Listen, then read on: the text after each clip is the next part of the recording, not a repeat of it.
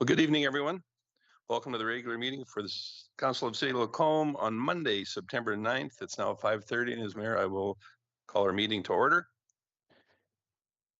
With respect to the consent agenda, I think there are at least a couple of items that we should spend a moment on. So I will ask that the council committee meeting schedule update be removed. There's an item in there that we need some action on just to come up with a date, or date selection rather. And one housekeeping item there under the bylaw first reading for 400.63. I think it's suggested it's September 9th. That's just in the cover sheet here. The actual item, the RFD reads correct, and it's November the 12th. So as long as everybody's aware of that, I think we need to remove it from the consent agenda, but certainly if there's anything else anyone has.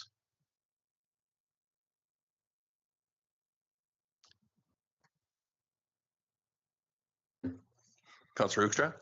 Thanks, Mayor Creasy. I move that we accept the consent agenda as amended. Thank you. And then with respect to the overall agenda.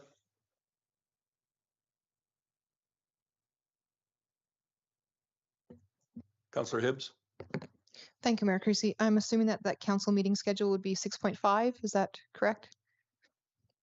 If we've taken it out of the consent agenda and added it to the agenda? Normally for ones out of the consent agenda, we address first. Oh, first. Okay. But however you would like to do that, that's fine. So with that amendment, I would move that we adopt the main agenda. Thank you very much.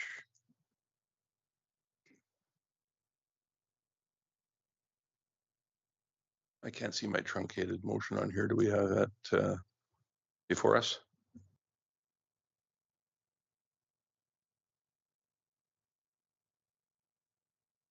Consent agenda.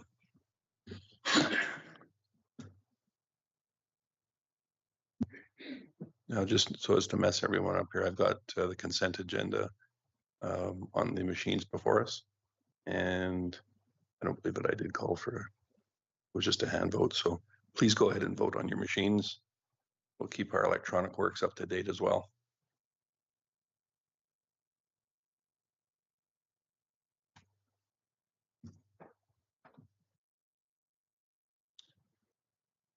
Thank you. That was unanimous as well. And now we'll move on to the current motion before us for the agenda as was put forward by Councillor Hibbs. A little bit out of order there on my part, but not the end of the world, I don't think, in this particular case. And I believe those are, was there anyone else that had anything for the regular agenda? Very good. Please go ahead and vote.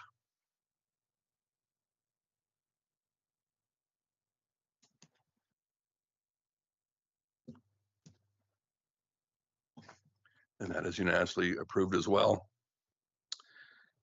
Very good. So then for the council committee meeting scheduling update, I believe that there was an option for at least two dates in there. One presented for December 2nd or December 16th. Were there any others, Coordinator Bellabonno? Thank you, Mayor Creasy. No, the administration is just recommending one of those dates, as we do have a regular council meeting in between those two. And so as from administration's perspective, you would prefer which date? What was the recommendation? That's okay, you can do it. I don't believe we really have a recommendation. It's up to I'm sorry, I thought you said there was a preferred date. Okay. December 2nd or December 16th. Okay, sorry. That's the preferred, those are the choice of dates. Okay, very good. Does anybody have reference on either of those? Councillor Gullickson? Thank you, Mayor Creasy. I'd prefer the 16th. Does the 16th work for the majority? Not seeing a lot of lights go on here for against, therefore the meeting I guess a show of hands, all those in favor of December 16th. Very good, done. You need a motion now. Oh, pretty demanding for a meeting date. Councillor Gullickson, I will make that motion to have a committee meeting on December 16th. thank you.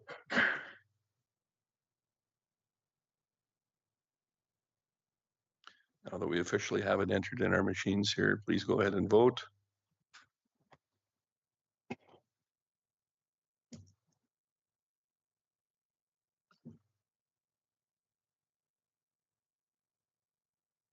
And that is unanimous as well. My apologies for trying to handle that the informal way. I guess it is for an important meeting, so we should have a motion. So thank you for keeping me on track. So this evening, we're happy to have at least one member here from Stantec, Todd Simonson, who I believe is the Vice President, and the Western Canadian. What's your official title, Mr. Simonson? I'm the Western Canadian conveyance sector lead, so look after conveyance across Western Canada, and I live in Red Deer, and happy to be here, and been providing these types of services for the city of Lacombe since about 2001. Very good. Well, thank you for being here. Will you be having an additional colleague join you later on, or no? Yes, Okay. Joseph is, I think, on the call. Okay. Denise, have you been able to confirm? Wonderful. I didn't see anything up on the screen, so very good.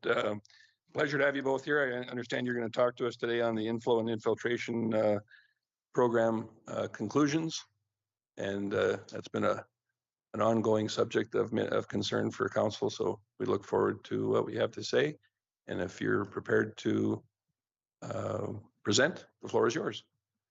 Appreciate that, Mayor Creasy. And so Joseph Kamalish, who's on the call with us. Joseph is the project manager and our technical lead at Stantec for these types of flow monitoring and capacity studies. And so Joseph, maybe just do a sound check. You can hear us okay?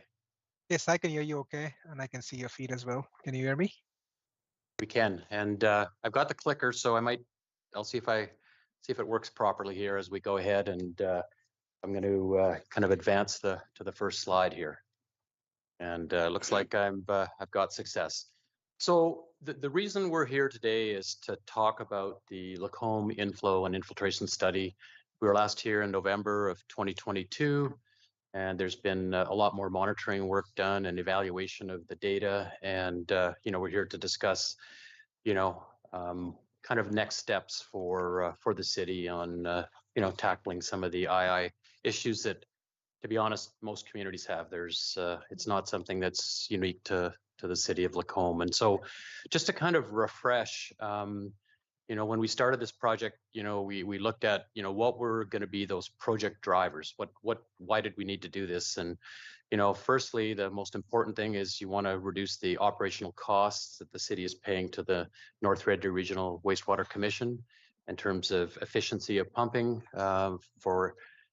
looking at reducing that inflow and infiltration by reducing the extraneous flows that, enter the system through many different ways, which we'll talk a little bit about, and look towards, getting that wastewater to potable water ratio down from, say, 100 to 115% down to about 90%. So the objectives are up on the screen there. Basically, it's simplistically to reduce the inflow and infiltration flow into the sewer system, to look at identifying those major sources and those locations of where the inflow could be, using the micro monitoring method, which when we presented last time, that's basically looking at targeted areas within the basins to try and, find where there might be larger inflows during, say, large storm events, and then ultimately providing capital planning and cost estimates for the remediation to implement a plan to basically deal with these sources of I&I in your system. So next slide. So this just gives you kind of a layout of the timeline. We started this back in 2020 in terms of planning the program for 2021. we started off doing a desktop study that we presented back in 2022. And then as part of that phase 2 desktop study and II program, that's where we did the micro monitoring from 2021 to 2023. In 2021, we did basins A and B. In 2022 and 23, we did basins B, C, D, and E. And then we did some additional supplementary flow monitoring in 2023, and then looked at some of the further data from the water and wastewater commissions to be able to kind of look at it, not just from a micro perspective, but from a macro perspective. And so the objectives with these focused investigations, there's some recommendations that are going to come out in terms of Lacombe continuing to assess their sanitary mains for lining when or replacement when you are doing your roads capital projects. It's always important to dovetail all of your infrastructure, at the same time. Don't go and replace a sewer one year and then, put a road the next year. That's the way you'd like to do it, but you'd like to do it at the same time, so you don't put the road first and then the underground infrastructure second. And then there is some further investigation in specific areas that have elevated eye levels, which we'll talk about today. And so I'm going to turn it over to Joseph and take it away, Joseph. Thank you, Todd, and good evening, everybody. It's nice to be back to be presenting our continued efforts with this project. Is my voice coming through fine, Todd? Very good. All right, thank you. So before we go too deep into in terms of what we've found after the last time we met, we want to do a quick introduction as to how the program evolved, introduction and like an overview of the system, as you may already know. So the overall sewer system in the city, for the purposes of this study, was broken up into 5 larger, we call it basins. Most of them, 4 of them, A through D, are on the west side of the Highway 2A, and Basin E is on the east side of the Highway 2A. That's kind of where also the 2 lift stations are located before it gets pumped up to the main treatment system. The areas are generally in the range of anywhere between acreages in terms of like 200 hectares to the smallest basin being Basin D is about 43 hectares. So we have a variety of basin sizes, and also a variety of type of pipe material and ages of when the pipes were installed. So I'm saying all this, but as we go down through the presentation today, you'll see why those things matter for this particular study.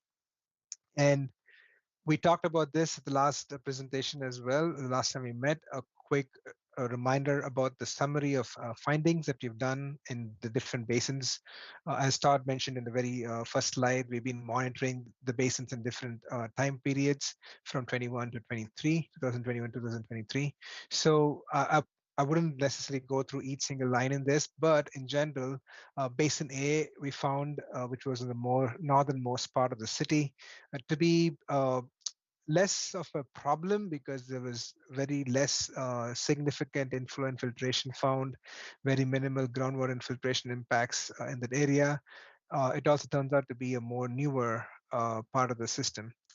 Moving down to Basin B, we monitored Basin B in 2 different years. The first year, by the time we got to monitoring in Basin B, we didn't have enough rainfall, and that area was also pretty widespread out. So we monitored it for a second time in Basin B. And Basin B is also the central part of the city where it's more densely populated and a lot of older pipes and a lot of residential areas. That basin, we did find there is some potential problems with inflow and infiltration, the impacts of inflow and infiltration coming into the sewer system. Basin C is just immediately west of Basin B. That area also had some amount of inflow infiltration detected in the system. Basin D is the smallest of all the basins. The way the areas all shaped out, we actually broke them up into how they eventually tie down into the main treatment plant. So we broke up the basins in such a way. Basin D was quite interesting. you will see in a few slides further, uh, by using micromonitoring with all these big basins, as Todd mentioned, we broke them down into smaller sections, and we were able to eliminate a bunch of the sections, saying that there were no INI or less INI, and we were able to focus on certain areas which had more prevalence of INI. Basin E was also an interesting area, which is, like I said, which is on the eastern side of the highway. It's interesting because it receives flow from most of pretty much all of the city on the west side of the Highway 2A, and it has a bunch of a couple different pump stations going on, and it also turns out to be in an area which has pretty significant amount of groundwater infiltration by the nature of how the pipes are situated in that area. That was going into the project. It was told, it was like a known systematic knowledge, institutional knowledge, and the flow data that we collected almost proved the fact that the areas in Basin E had higher groundwater infiltration coming into the sewer system. Having said all this, to put this into perspective in a more pictorial method, what you see on this graph here, on this map here, you'll see two shades, kind of a green shade and a pink shade. The green is to tell you areas which have little or no impact of INI. There are other issues going on there probably, but the fact that there is when it rains or when it has a high level of groundwater concentration in those areas don't have much of an impact, the green areas. The areas which are shaded in pink, as you can see, it's kind of like centralized towards the Basin B, in the older part of the town in the center, and much of Basin E. Those are areas which are concentrated with higher levels of INI compared to other areas. A few other things to note are, as we were doing this project, we had a few challenges. One of those challenges was especially in Basin A and even some parts in Basin B, we found things which we call as flow bifurcations, which is as a sewer goes down, as you know, it can travel in one direction. A pipe water can travel in one direction, but there are many occasions within the system where the way the system was built in the time, for all intents and purposes, there were places where the flow can go two direction, depending on if it's probably because of a higher flow capacity given at some point.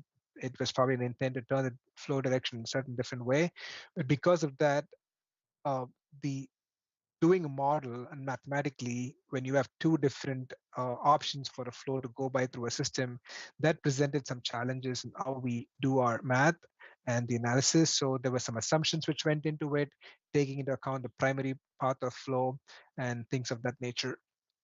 And like I already mentioned several times before, Basin B was the older part of the system, which is more of the downtown area. And Basin C also is fairly pretty similar to Basin B, but that area also has a large section of basin which is like open farmland, but there is a force main which runs across the system, so that keep that into consideration. And also we will talk more in our findings. Basin C is where, based on the flow data that we collected, we are suspecting the impact of basement sump pumps being connected to the sewer system. So we'll talk more about it in detail. Basin D is, you may not see it very clearly on this graph here, but it's kind of like where the word Basin D is labeled. Right underneath is a very small section of sewer. It showed a pretty significant impact. Even in a small rain event, it would immediately pick up a response to the system, meaning when it rains, the flow data that we collected shows an increase in the sewer wastewater system. In Basin E, what we found was more to do with groundwater infiltration more than actual rainfall impacted infiltration or inflow. So in a way, the project, as we talked about earlier, we had done all this monitoring. We did the 2 years of monitoring, and then we were assessing.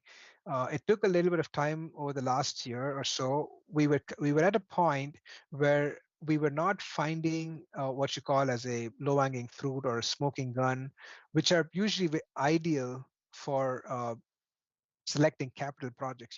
Let's say you find a 2 or 3 sections of pipe, which is your most problematic areas, which has the highest impact in the system. You can plan a capital project, and then you can go on and start working on it, doing into construction and rehab and all that kind of stuff. So we weren't that was our goal and our timeline in our project was to do the monitoring, identify the areas, and then move into phase 3, which is supposed to be the capital project. Unfortunately, we were not able to get to the point because the way the system is set up, the kind of rainfall we received, and the nature of the system is that the INI there is INI in the system, and there is evidence to show that, which will be coming up in a couple of slides soon here. But we were not able to find those easy or smoking guns and low-hanging fruit. So in several discussions with the city, we had to shift our focus from doing immediate capital projects to do some kind of an alternate approach on how to achieve our original objective of reducing the INI. So what you'll see in the next slide is a comparison of the INI versus pipe age and pipe material. As I mentioned previously, early on in the presentation, there is a direct correlation between the INI, which is inflow and infiltration, that we have detecting in these pipes, comparing it to the pipe age and material. If you can follow me through a little bit with this, I know this is a little bit of a busy graph, but if you want to just pay attention to one piece here, which is anything coded or colored in orange, those represent impact of INI in the system, meaning there is a correlation between inflow and infiltration in the pipe versus what's actually observed. So the graph on the left-hand side of the graph shows the different pipe material, AC, the concrete pipes and asbestos pipe and plastic pipes and PVC pipes. So if you see anything which is a clay pipe, the VCT, the vitrified clay tile pipe, the clay pipe and concrete pipes, those are showing the most amount of inflow and infiltration. So obviously those are older pipes, which you can also see on the right side of the graph. The older the pipe, the higher the chances are the influence of INI into the system. So this gives us a very good direct correlation that if a pipe is older than what you see on this graph is anything in the 60s or even late 80s or early 80s rather, those pipes are prone to have impacts of more of INI. Similarly, on the left side, as you see the material, concrete pipes and clay pipes, which were obviously, those are the pipes of choice back in those days. The newer construction, anything to do with like PVC or like the IPS or the plastic HDPE propylene pipes, those tend to show less impacts of INI. So these are the kind of additional analysis we were doing over the past several months to be more diligent in where we take this project to the next step. We have all the data. We collected enough information in the sewer, and then we were using this time to come up with this alternate approach.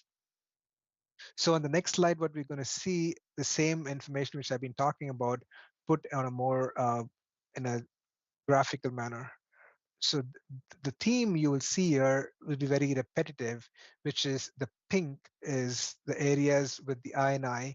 And as you can notice in this slide and the coming up slide, they are kind of like focused in the central part of the system, which is like the Basin B area and some of Basin C and the eastern side of Basin E. So this is a very direct correlation to say that older pipes in denser areas are prone to have more I&I, and the data that we collected is basically supporting that fact. Going on to the next slide, the same thing shows you the same comparison, taking I&I and comparing it against the material.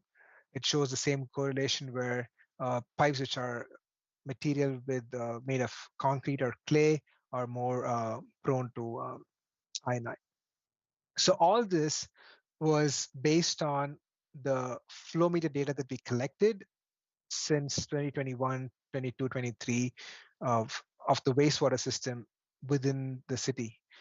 Over the past year, we did a couple of different steps, which we did not do at the last time we met, was we know what the wastewater system is producing, and we know what the water system, what the water consumption is at every billing meter. So we wanted to see how does this compare at the basin level or even at the city level. So we did some additional data analysis and number crunching based on the billing data that we received on I think it was monthly basis, and then we aggregated to the every year basis. So the next few slides, you will see some numbers which are representing the NRD's water and the wastewater billing data. So the first slide here talks about, if you can follow through on the table here on the left, it shows the different years we did this analysis for. And it also shows the rainfall, the total rainfall in that particular year. The graph on the right, if you notice, every time there is an increase in rainfall, like in 2020, you see the jump from 2019, or the rainfall increase. When the rain increases, the water, wastewater, the potable water ratio, the return ratio increases, which what this means is on the middle column here, you see those numbers 109, 114, 100, 106, those numbers. That is the return ratio that Todd mentioned in the very first graph. Our goal is for these numbers to be less than 100 or closer to 190, meaning how much of drinking water, potable water we bring into the system, we want to return either same amount or lesser amount. But that can vary in summer months where you're like using sprinklers, you're spraying your gardens and things like that. Those things obviously will take more going into the ground. This obviously not going to go into the system. But the fact that you're getting these higher numbers, that is just basically showing that it's just not the water consumption at households and businesses that's going into your wastewater. It's all these extraneous flows from the rainfall, from groundwater, all that is also getting into your system. So this is a comparison between the blue line is the regional NRD's regional water billing data, and the orange line is the NRD's wastewater billing data. And we aggregated this on an annual basis. And if you pay attention to those two peaks in 2020 and 2022, those are the 2 years where it had more rainfall. So as soon as the rainfall increases, the orange line peaks up. But obviously, your blue line, which is the water consumption, you shouldn't see much of a peak or a peak trend in those, because that's basically water consumption. That's fairly standard across the board. And this is also another data point just to continuously prove the point that there is, to corroborate the fact that there is additional or excess wastewater getting into the sewer system. So we are so far we are still stating the facts. We are proving the point that there is iron in the system.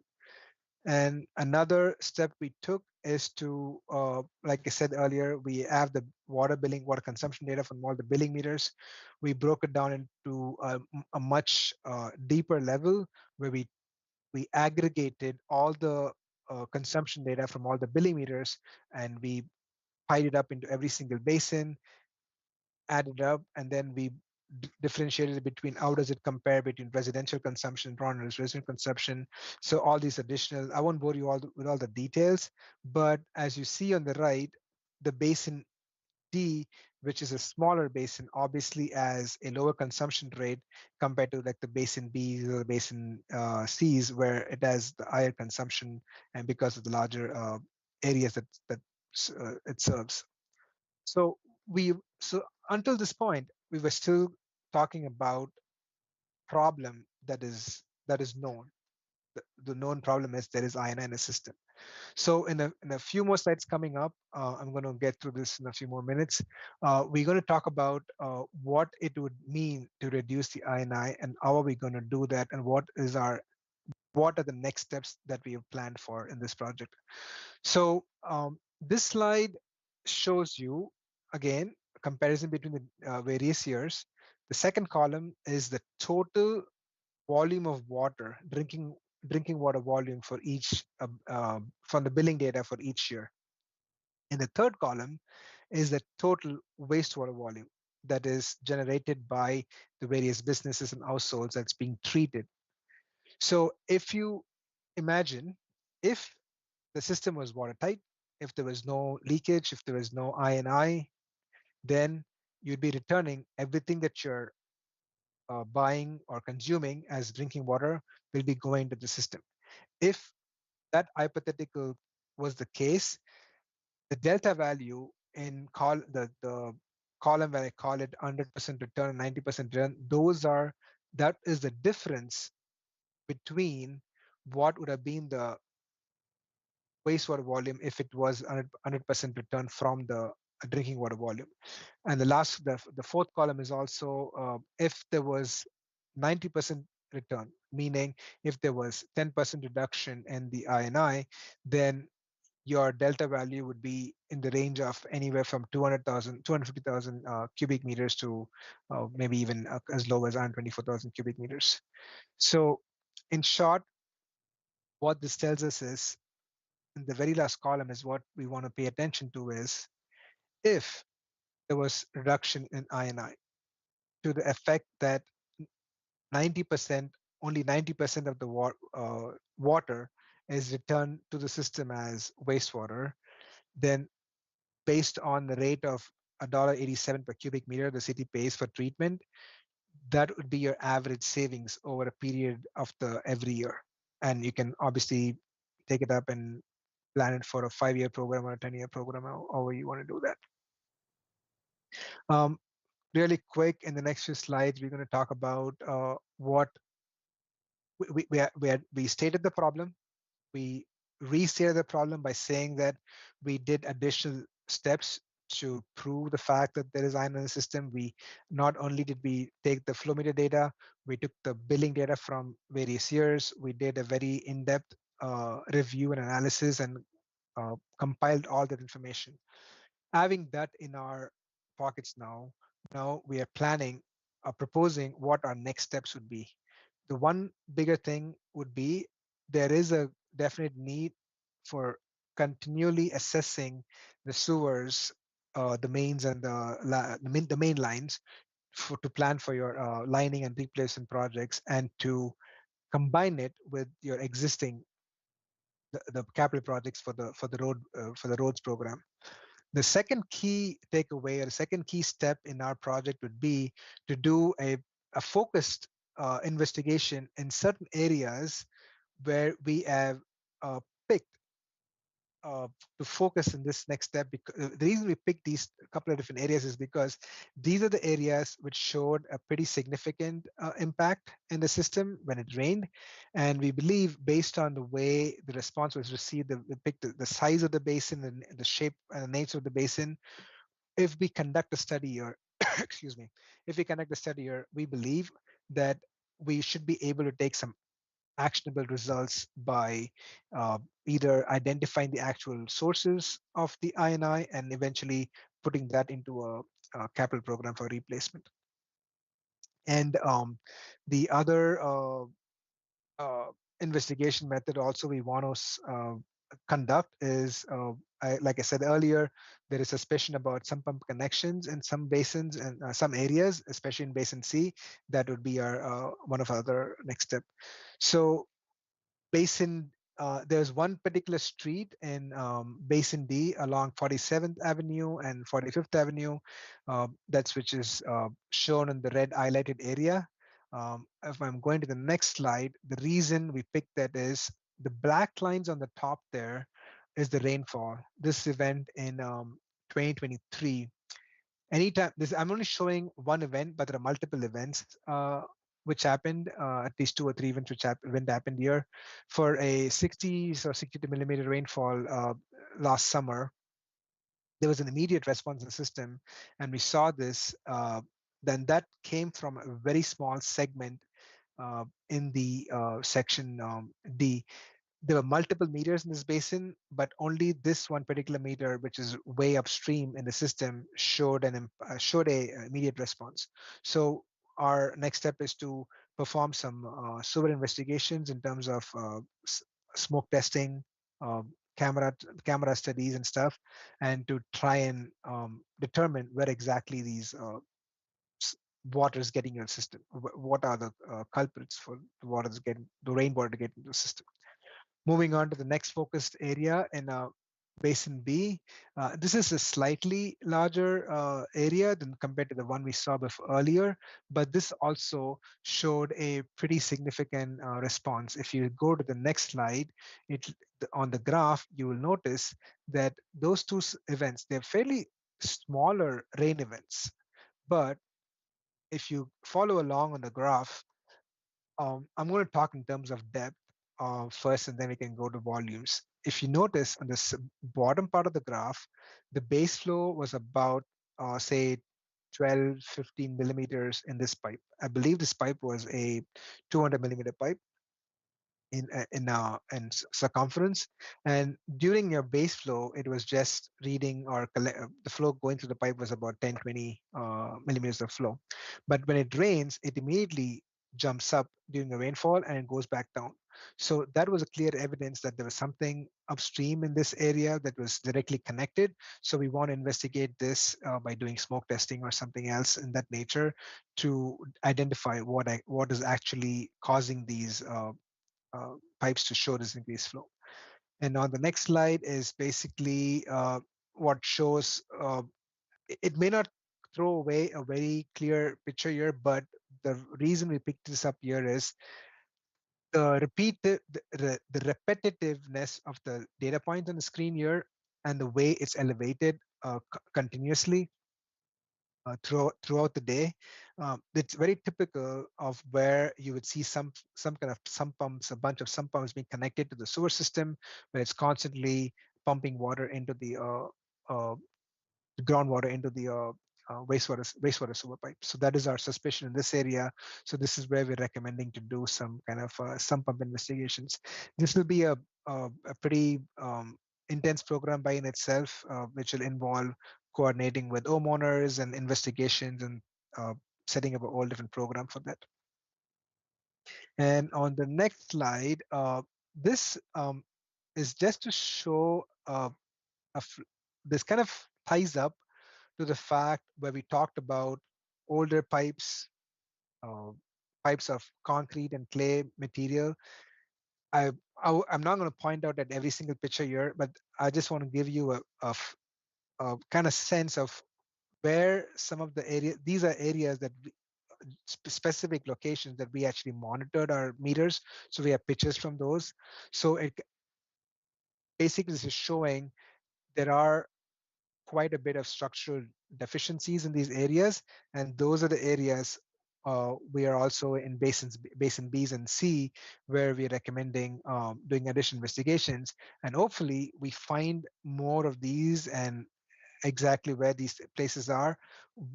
These are the areas we'll be focusing for eventually doing either lining or replacements or any kind of future projects. So in summary, I talked a lot about the various basins. The focus I want to play here is that in Basin B, C, and D is where we found a lot of our problems, and those are the 3 areas that we are focusing our immediate next steps. Like I said, in Basin B and Basin D, a very targeted area to do some investigations and to do a sump pump investigation program in Basin C. That doesn't mean that Basin A and Basin E are completely out of trouble. There are concerns there as well, but B, C, and D are what we'll be wanting to pay most of our focus. A and E will be considered as any kind of an ongoing asset management type program or capital program for along with the streets project. So in summary, we are right here at this junction where we are calling this the focus investigations. The next step from here would be to eventually complete all these investigations in areas that we want to focus on and come up and develop our alternate projects for capital projects to do construction and rehab, and the end goal, and to meet the end goal of reducing the I&I and lower the operational costs for the city. So that would be my end of my presentation.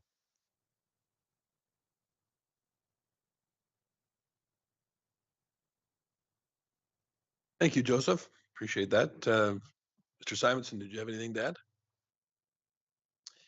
I've been doing a lot of, II investigations, wastewater master plans, and, every community is different. And so, I think the important thing to take away from the discussion today is that, there's a lot of really good information now that has been gathered.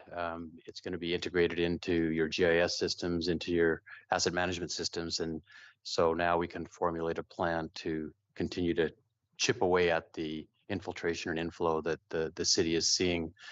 Some communities have large issues with sump pumps. Some communities have those smoking guns where there's some major cross connections. And then some of it is just a combination of age and the type of infrastructure, as Joseph portrayed, that happens in communities. And so the most important thing is to come up with a targeted approach. And so I'm sure Director Thompson can kind of add to that in terms of the next steps in terms of tackling this problem to bring those II numbers back down to something that doesn't continue to get worse, but we actually swing to the better by focusing on those areas in Basin B, Basin D, and the sump pumps that we've seen other communities like Sylvan. I did the infiltration inflow study for them back 25 years ago almost now, and yeah, they had a lot of those kinds of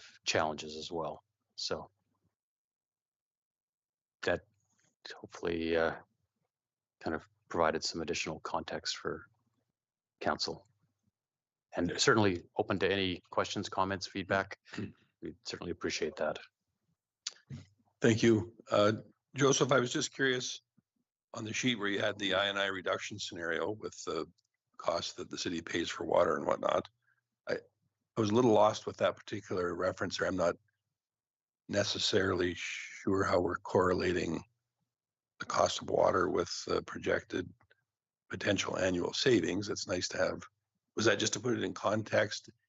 If overall, being that wastewater is based on, or at least charged as far as the city is concerned by water consumption rates, so that is how much money we could potentially save. I mean, this had nothing to do with I&I per se. Can you hear me? Yes. So, yeah, sorry, I went too quick on that slide. I was just watching the time. So I'll try to say this again. And if Todd, if you or Dr. Thompson would like to add anything more to it, please feel free to do that. So what's on the slide, by any chance, Todd, is that slide back up on the screen? I don't know if I can see it for reference Denise purposes. will have to put it back up.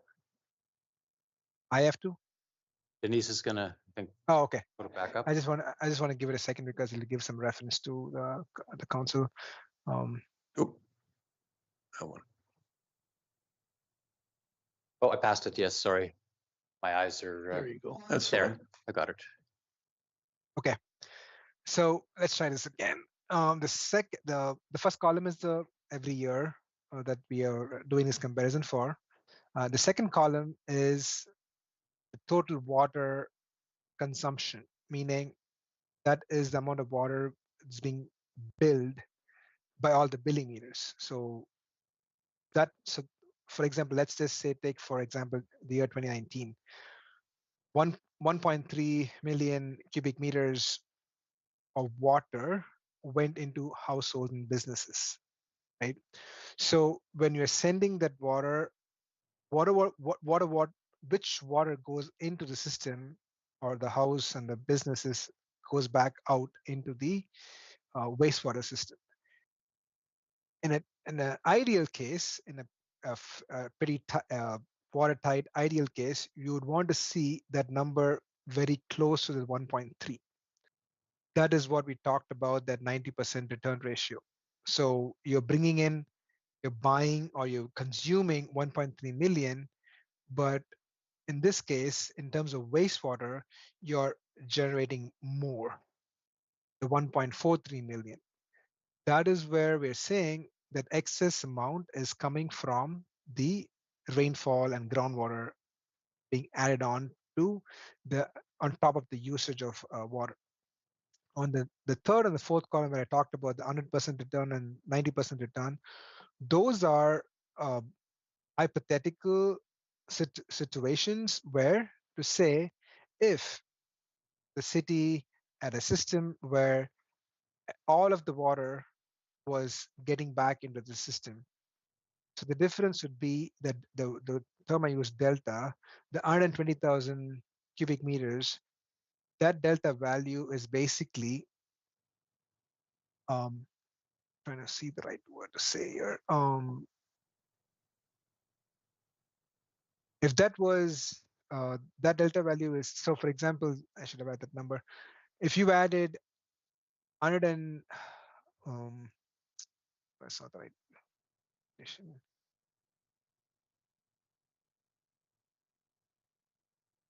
Let's skip over the 100% return for a second and let's look at the 90% return. If there was a 10% reduction in the amount of water that's going back into the wastewater system, that is instead of 1.43 million cubic meters of wastewater being generated and treated by the system, if there was 250,000 cubic meters lesser that needs to be treated, that means 250,000 cubic meters of less wastewater being generated, then that times the delta.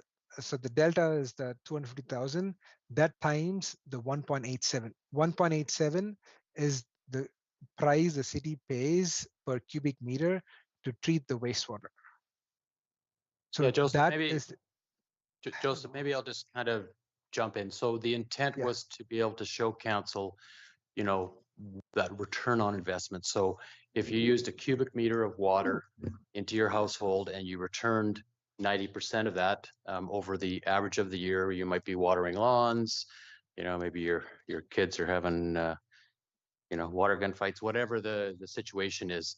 This was to give you an idea that if you went from the current usage over each of these years, on average, if you brought that water, that wastewater consumption to 90% of water, then, on average, you'd be saving about $386,000 a year.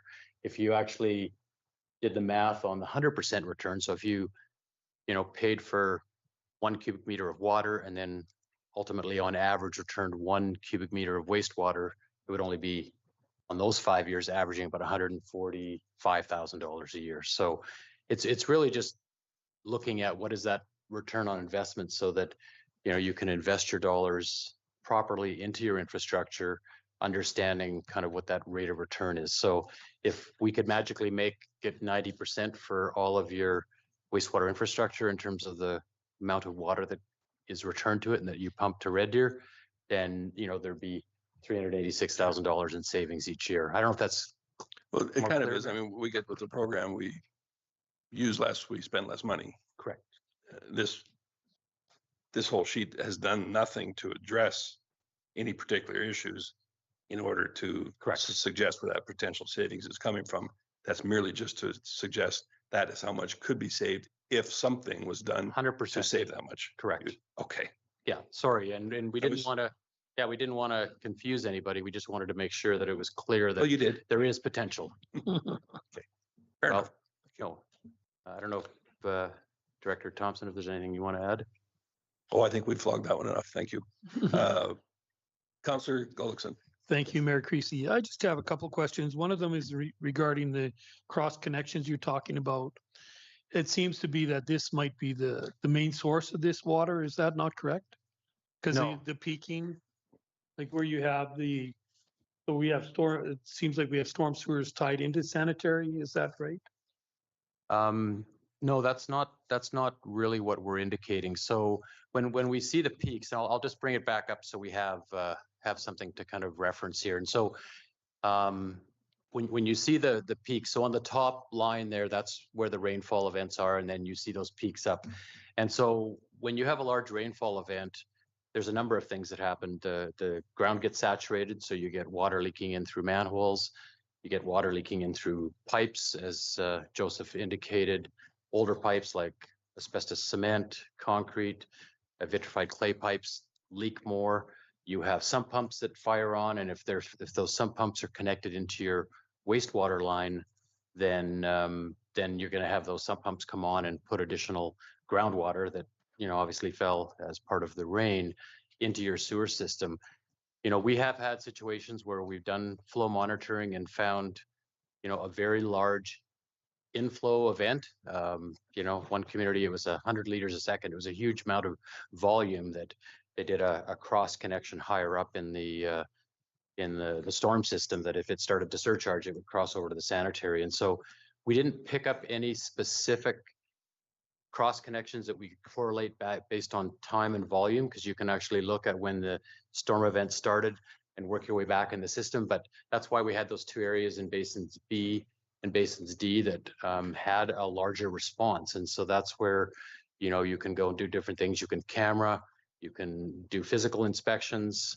That's how we found that one big cross connection example. And you do smoke tests, so you can actually put some smoke down the line, and if the smoke starts coming out of the storm sewer, as an example, then that means you've got a cross connection between your storm system and your sanitary system. So I hope that clarified things a little bit for you. Well, so we're not sure if we have them or not. We weren't able to say that there's one here, here, and here, but we've identified some areas that Could have could have them, could have 100%. cross correct. Yes. connection. Okay. If I may add to Because that, it- Tom, Yeah, go ahead, Joseph. so if I may add to answer Councilman, that is our goal in our next step.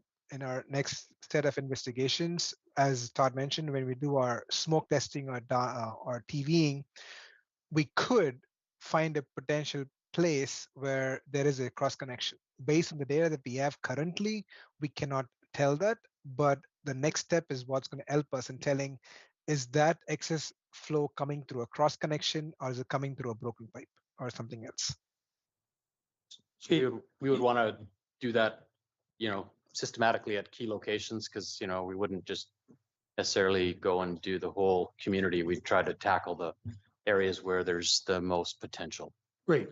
So the other thing I see happening in our community at times with the rainfall, and some of these rainfall events, cross connection would show on almost any rainfall event, whereas the major, where we have, say, an inch of rain in an hour and a half or something, and the flooding, and then that goes over and that gets into this, can get into the sanitary sewer that way.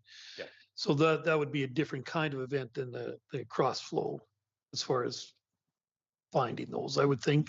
Yeah, I'll use an example. So I can't remember what year it was, 2010 or 11. There was a large storm event here, and lots of flooding with the lift station. And so we went in the next year, I think it was over the next 2 years, and we put in the new storm line to connect to Wolf Creek. And so what we did is we were able to capture a lot of that water that comes to the surface, because most communities, your storm sewer infrastructure is designed to handle a 1 in 5 year flow event, and then the water then flows overland to storm ponds like the Brun Storm Pond as an example. And so when you get flooding on the streets, then that gets in through, other means, like the manholes is a good example. And, we had that happen in Red Deer when we did the drainage study back in 1999 and identified a number of areas. And so we built 3 retrofit storm ponds there. And then that removed a significant amount of the water that would pond under those large storm events. And that reduced the infiltration or the inflow into the sanitary system. So it was kind of a double benefit. They got storm protection for flooding through surface flooding, and then obviously with backups on sewers. And so after we did the storm line, I think it was down 54th, if I remember the street, to Wolf Creek, that significantly reduced the overland flooding that you'd seen back then. Okay, thank you very much. Yep. So then with that graph there, that's a far more likely scenario than it is for the cross contamination connections between storm and sanitary that was spoke of. It's more likely they're coming through manholes and the infiltration ways, because they do still seem to correlate with larger rainfall events. Yeah, like one of the things that happens when you're doing flow monitoring, and you can flow monitor for 4, 5, 6 months, in a year, depending if you start in kind of April or May and finish in September. And some years you don't have a good rainfall event, and then other years, you get a 1 in 100 or a 1 in 50 or a 1 in 20 year event. And so, we can only use the data that we have. And if, say, you had a very large rain event, next year, there might be a response. And the good news is this data will help kind of, calibrate some of that, as you move forward. And so, I think that the plan is to take those next steps that Joseph laid out, and obviously work with administration to look at your capital and your operation and maintenance plans in terms of how we can effectively integrate that in over the next coming years. And then coordinating it as well with the capital program, so that you're, if we're going in and, say, lining a sewer, if it's adequate to line, or having to replace it if we were doing road construction projects.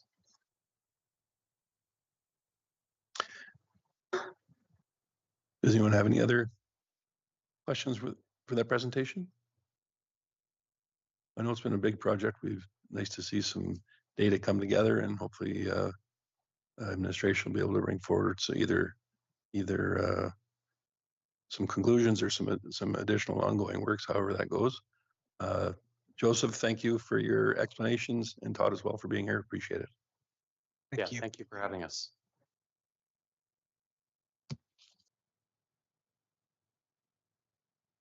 And next up, Mr. Calkins, if you'd care to make your way up to the front. We have with us our Member of Parliament, Blaine Calkins, member for Red Deer Lacombe constituency. We appreciate you taking time out of your busy schedule to come and talk to us on some areas of mutual interest. And we'll give you a few moments to make yourself at home. I know that you're very familiar with our procedures here, with the microphone and whatnot. And whenever you are ready, then the floor will be yours.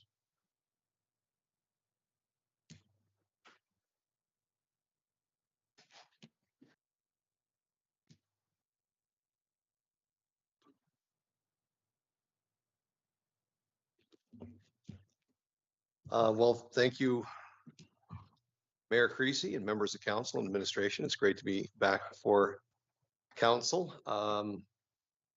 It's been a busy summer, and Parliament, of course, has been adjourned since the end of June.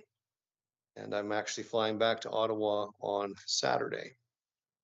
Sunday, I have a caucus meeting with my political party, and Parliament resumes on Monday, as it always does, the third Monday in September.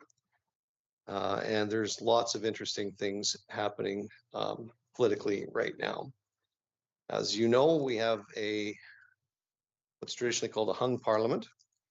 But since I believe it was February or maybe it was March of 2022, the Liberal government has enjoyed a supply and confidence agreement with the New Democratic Party. which gives them enough numbers to carry any confidence vote in the House of Commons.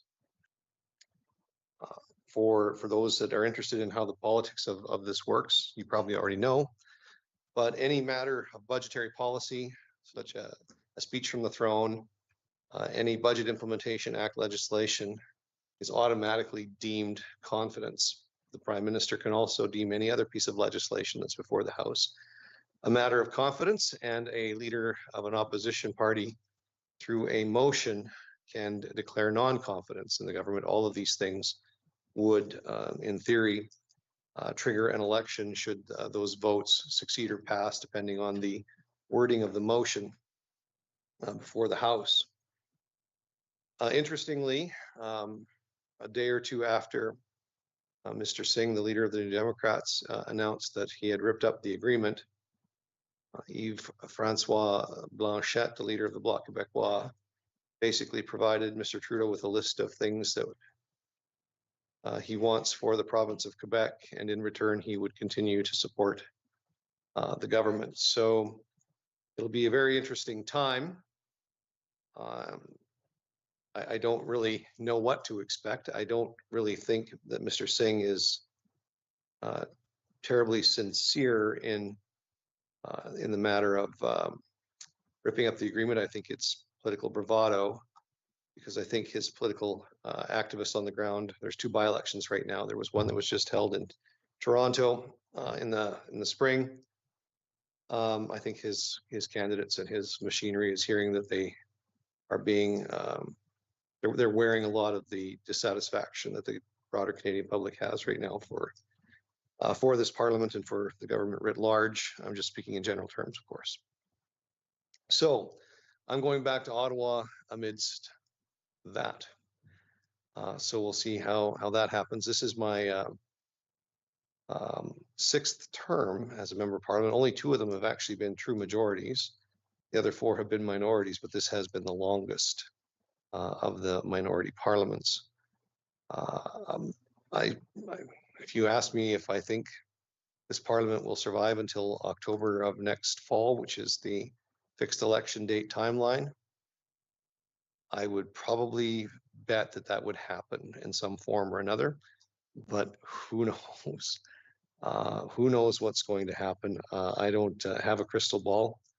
I can tell you, though, that in my travels, not only around Alberta, but across the country from time to time, the country is, I think, ready for a change and an opportunity to debate the issues going forward.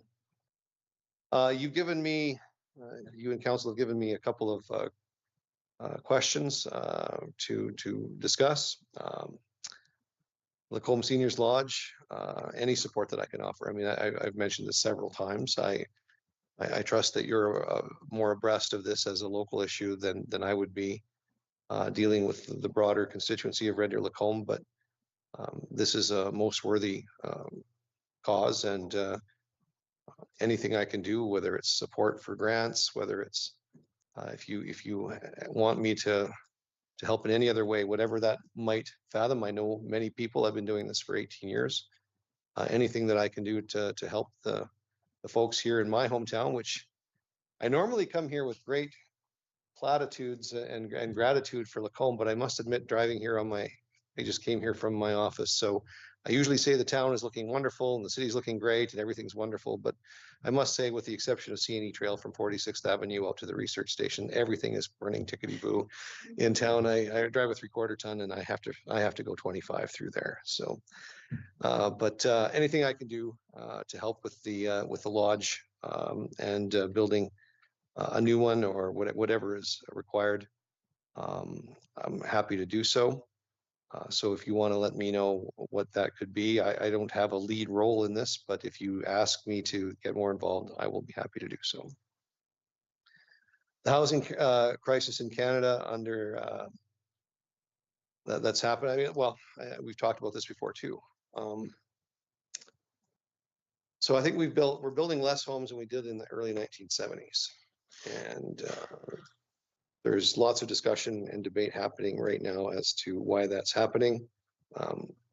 There are lots of rules involved in getting permits. As a municipal council, you know all about development permits and those things, but I don't think people are having too much trouble here in Lacombe.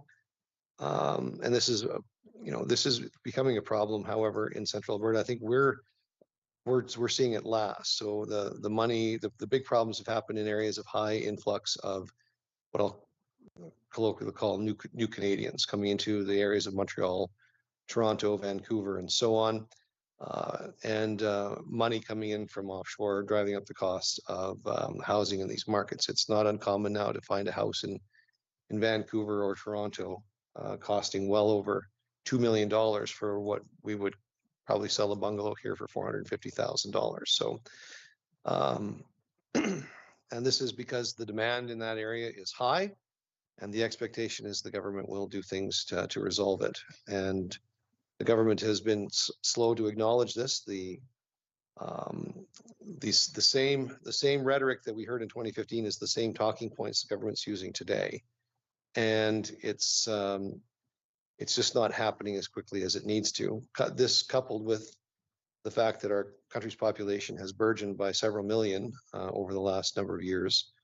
We have an increase in people looking for homes and an increase in investment and safe havens for investments in Canada from those buying our properties from overseas, reduces the market availability and drives up the price. It's a supply and demand economics, and we just need to increase the supply or reduce the demand. And I'm looking forward to having that debate. I'm sure it'll be coming up a hot topic issue, as it has been for the last several years in the House of Commons. And I would just encourage Lacombe and every other municipality to make it as reasonable as possible and as inexpensive as possible for people to get building permits, because we need to build homes. And that's not an accusation. I think Lacombe does a wonderful job. I'm not hearing any complaints in the community for any of these things, but I'm just saying broadly, anything municipalities can do to help out. I do know that Pierre is very sincere in what he says. So if he says that he will tie infrastructure money to municipalities who hasten the development of housing and building starts, he means it. But he's not the Prime Minister, and not yet. And but that is something I think is worthy of consideration should that change. The recent Alberta Senator appointment process. As you know, Alberta has had Senate elections for quite some time. We have senators in waiting. The most recent one we've had, I believe, in the last municipal election. We've had elections in 89, 98, 2004, 2012, and most recently in 2021. 10 senators have been elected to that waiting list in that time. Half of them have been appointed, and they've only been appointed when there has been a Conservative Prime Minister. None of them have been appointed off of that list. The government is not obligated to select senators off of that list, but it's, I think, a clear sign that they're not respecting the wishes of Albertans on this particular issue. As a matter of fact, I think we have a senator in waiting right here from Central Alberta, Pam Davidson, that resides. Her husband is Dr. Gary Davidson, the former head of emergencies, the ER at the Red Deer Regional Hospital. They live, I think, out in the country somewhere near Sylvan Lake. And she, I think, was the #1 person on the list. And if the Prime Minister wanted to respect the wishes of Alberta's Senate election results, she should have been appointed to one of those 2 vacancies. We've got 2 new appointees right now. Daryl Fridhandler and Christopher Wells, both are Liberal activists or supporters. And Mr. Fridhandler, I believe, has donated over $30,000 to the Liberal Party. And would be more than, I think, more than frustrating to have to deal with for a future Conservative government, which I think is what the point of those Senate appointments actually was. So that's where we're at on that particular question. I don't know if I can add anything more to that. I would suspect that Pierre would honor Alberta. If there was Senate vacancies under his watch as Prime Minister, I believe he would honor the wishes of Albertans and appoint senators off the election list that we have here in the province of Alberta. Just an update on my have private members legislation that was passed at second reading last fall, Bill C-368, which would restore the legislative parameters for natural health products, which is something that I've heard loud and clear from across the country whenever I travel. And that bill has now been referred to the Standing Committee on Health. The Standing Committee on Health has 45 parliamentary sitting days to deal with that piece of legislation. 17 days have already gone by at the end of May and June when the bill was passed at second reading. So we have 45 minus 17 days left for the Health Committee to bring in witnesses and to hear from that bill. And I would expect that I'll be in a similar seat at the Health Committee in the not too distant future down in Ottawa as the committee debates on my private members bill. I did have one private members bill pass once before, and I'm hoping I can get this one passed. And that would be something actually to get two private members bills passed, but I would need this parliament to sit.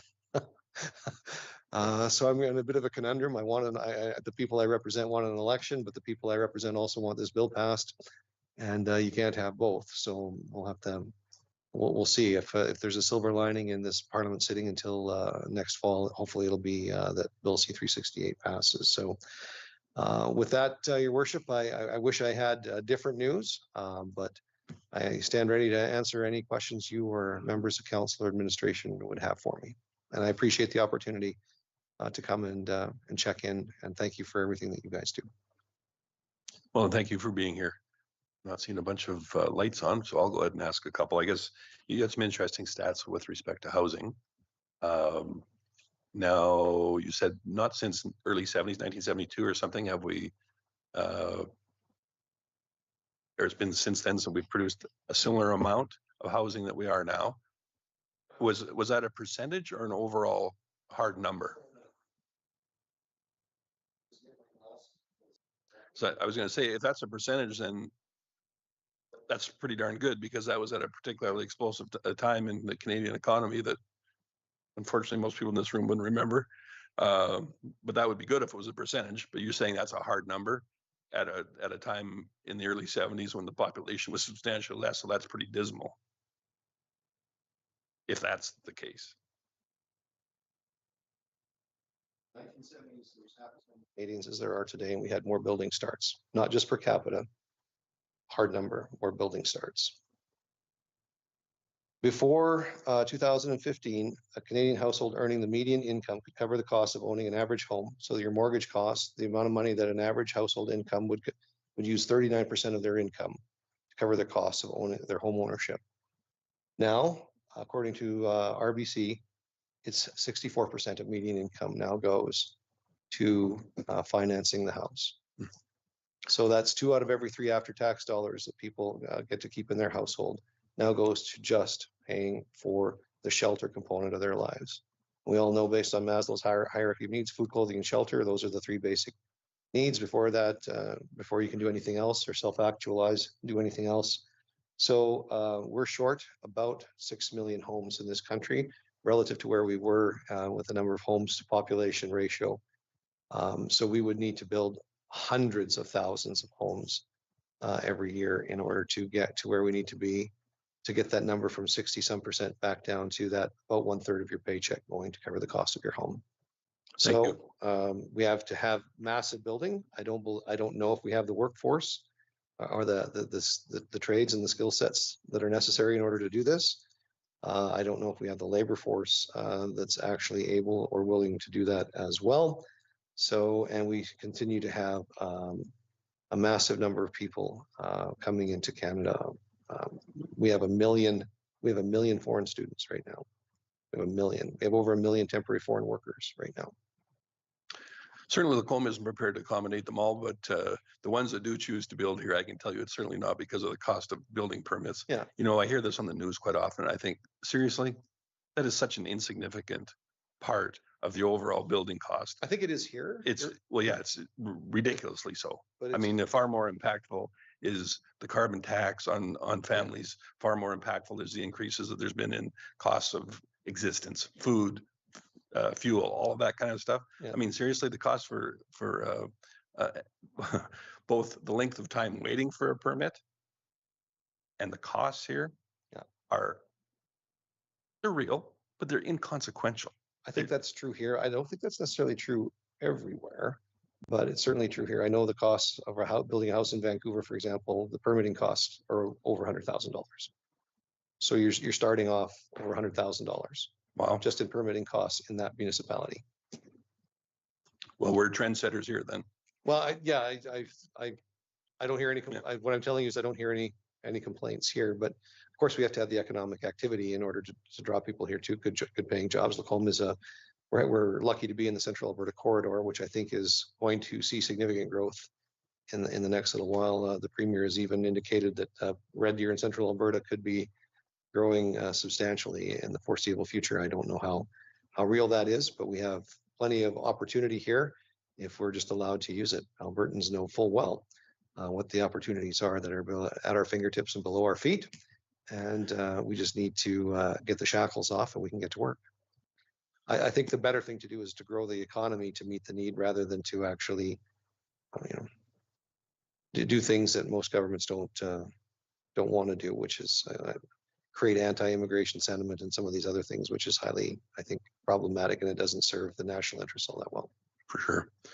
Mostly I wanted to bring it up because we got the director of planning and the manager of planning and our senior planner here as well. And I have to work with these people. I don't want to be hung up tomorrow. So Yeah. So no, yeah. but it is the truth. It's here. I can't speak for the country. Here, it truly is an extremely minor component of the overall building costs. So what we're seeing, based on my conversations with people involved in the real estate business and so on, is you've got people selling their houses. We've got a lot of people in Alberta from British Columbia and Ontario. They sell their house that they paid $200,000 for 20 years ago, 30 years ago in Vancouver, Toronto, whatever the case might be, in the suburbs. That house is now $2 million. They sell that house. They come out. They move from Vancouver to Penticton, sell and buy a house and have $1 million in the bank. Drove up the cost of houses in Penticton. They're double what they were just a few years ago. Those folks that lived in Penticton now sell their house for twice what they paid for. They moved to Calgary. The folks in Calgary, their houses have gone up. They're worth twice as what they were a number of years ago. They sell their house there and they move to Lacombe. And that's kind of how that's going. It's a generalization, of course, but that seems to be how that's going. So we're kind of on that. I don't know where you go from here, but prices are back to where they were. I live in the house that I built 17 years ago, and it's finally now worth what it was when I built it. It went up, then it went down, then it went way down, and now it's back to basically what I could have sold it for when I was given the keys. So, and I expect it'll continue to go up from here for a while anyway, until we build more homes. But yes, you're right. The cost of living and the disposable income, our GDP has gone down. Our economy has shrunk relative to the population growth, which means that we're all poorer. And when we're all poor, when we have less wealth, we have worse education outcomes, we have worse healthcare outcomes, we have worse outcomes for infrastructure, social infrastructure. So we just need to, like I said, take the shackles off the parts of the economy that have the shackles on them now, grow our economy to meet the needs of the Canadian public, increase the power of their paychecks, cut taxes, reduce the size of government. The size of the government of Canada is astronomical. There's some government departments and agencies that are grown by 300%.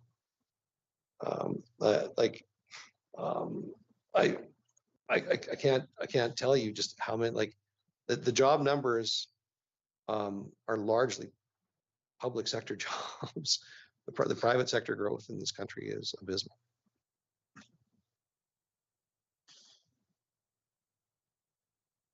Any other questions? We certainly do appreciate you coming here and sharing your thoughts with us. And yes, in fact, I think that you can look forward to being contacted either by someone of our administration or perhaps a third party to search for additional funds and whatnot for the seniors home here in Lacombe. That's been a frustration point for this current council and something that we are not on your part, I don't mean the project in general, moving forward in a positive way, but you can look forward to being contacted in that regard, because we're always looking for more funds to be able to put forward for that purpose. Wonderful. Thank you. Appreciate being here.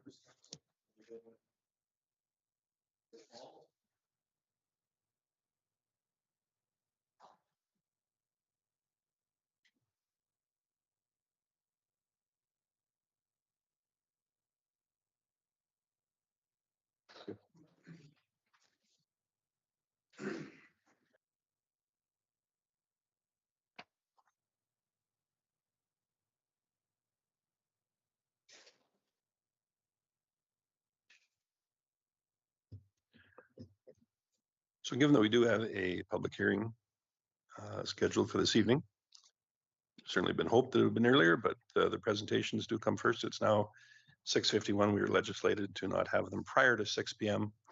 And tonight we are particularly late, 6:50.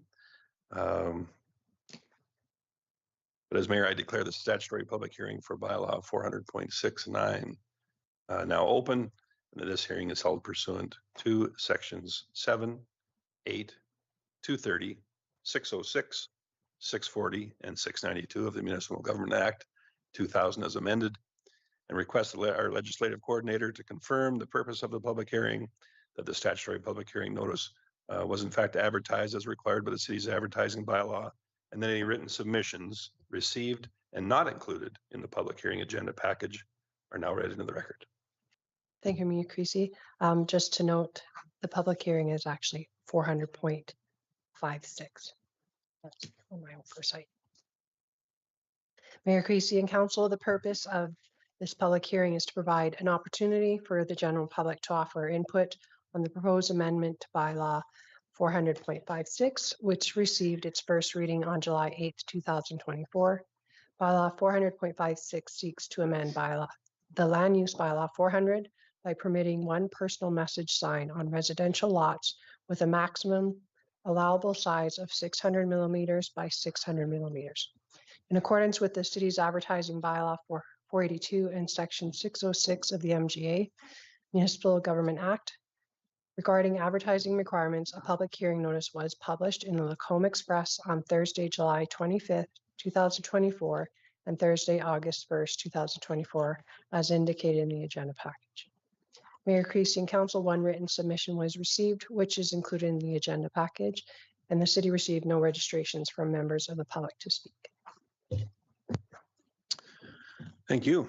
Just remind all persons giving oral presentations this evening are to clearly state their name, and presentations are to be brief and to the point. The order of this statutory public hearing presentation will be as follows. First off, our development officer or designate, followed by those in favor, then those opposed, and finally, those persons deemed to be affected who wish to be heard. And this evening, Manager Hackett, are you going to be handling this item? Or Senior Manager Dooley? Senior Development Officer Dooley will be Development. presenting tonight, and I'll be assisting as she needs, if she needs. Thank you. And just for the record then, as it was pointed out, this is for bylaw 400.56. I was had incorrectly labeled my notes with a different number, so it is 500.56.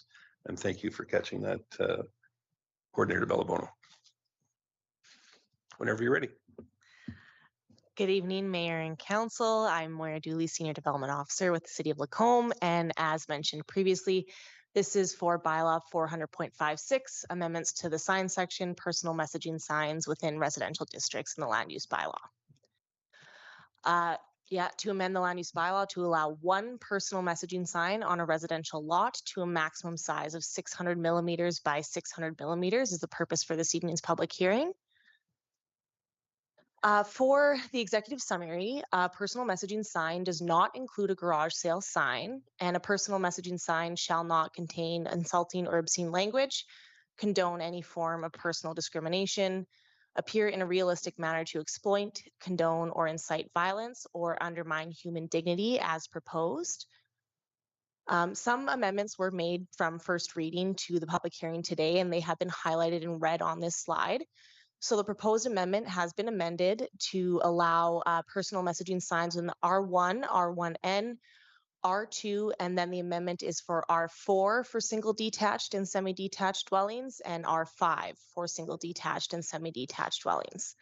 This change was proposed to allow for R4 and R5 sites that have existing single detached or semi-detached, so they would be granted the same provisions as lower density lots. Personal messaging signs are to be in good repair, professional in nature, and comply with the city's community standards bylaw. No permits are being proposed to be required for a personal messaging sign. Notice of motion was passed on January 22nd, 2024, directing administration to draft an amendment to the land use bylaw for council's review and consideration to allow one personal message sign on a residential lot to the maximum size of 600 millimeters by 600 millimeters. And signage in residential districts is currently restricted because signs are traditionally intended to serve business promotion purposes. And despite these restrictions for residential areas, there has been some interest from individuals in erecting personal messaging signs on their property.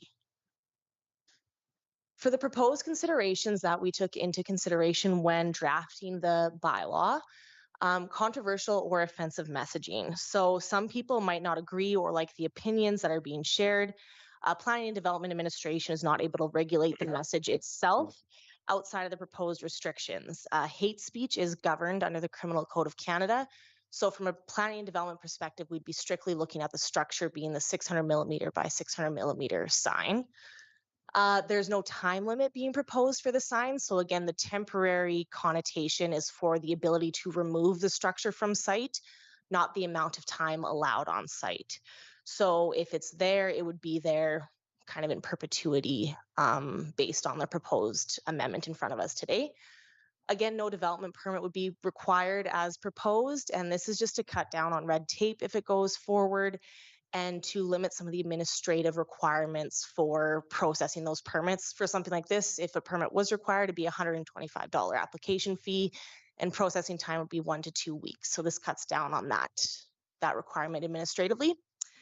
And another consideration that was taken in was neighborhood appearance. So the community standards bylaw would need to be met for these structures to be compliant, and signs cannot advertise commercial ventures.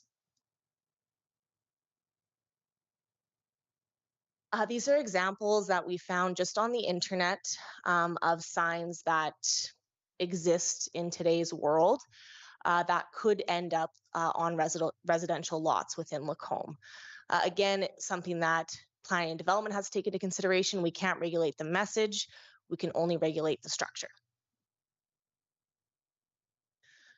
At the time of the writing of this report, 1 written response had been received and 122 survey responses had been received. A detailed analysis of the responses has been included as an appendix within the council agenda report.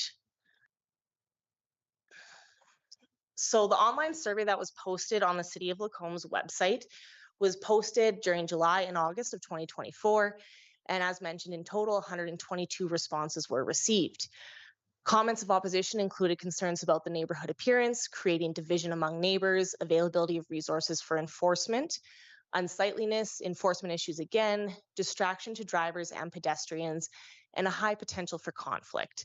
So just for ease of council's reference, we tried to map it in a way that's easy to understand for the responses.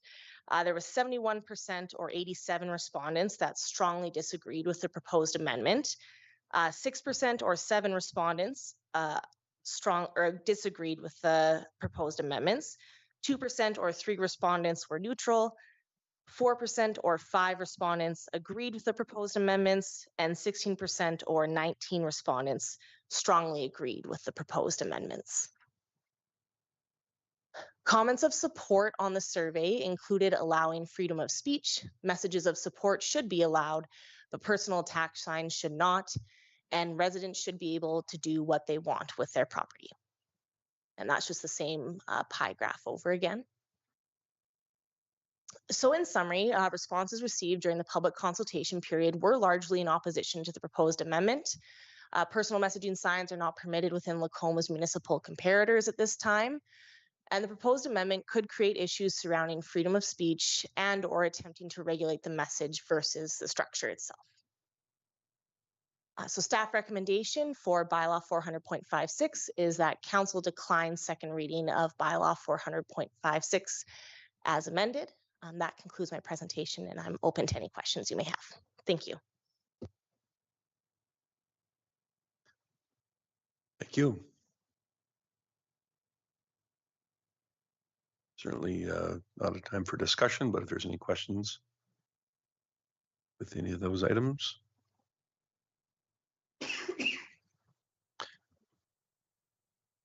Very good. Thank you. That's everything. Thank you. At this time, I would call upon those who wish to speak in favor of bylaw 400.56. Now is your opportunity.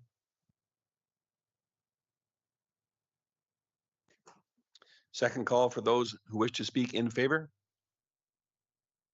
for 400.56. And third and final call, please come on up.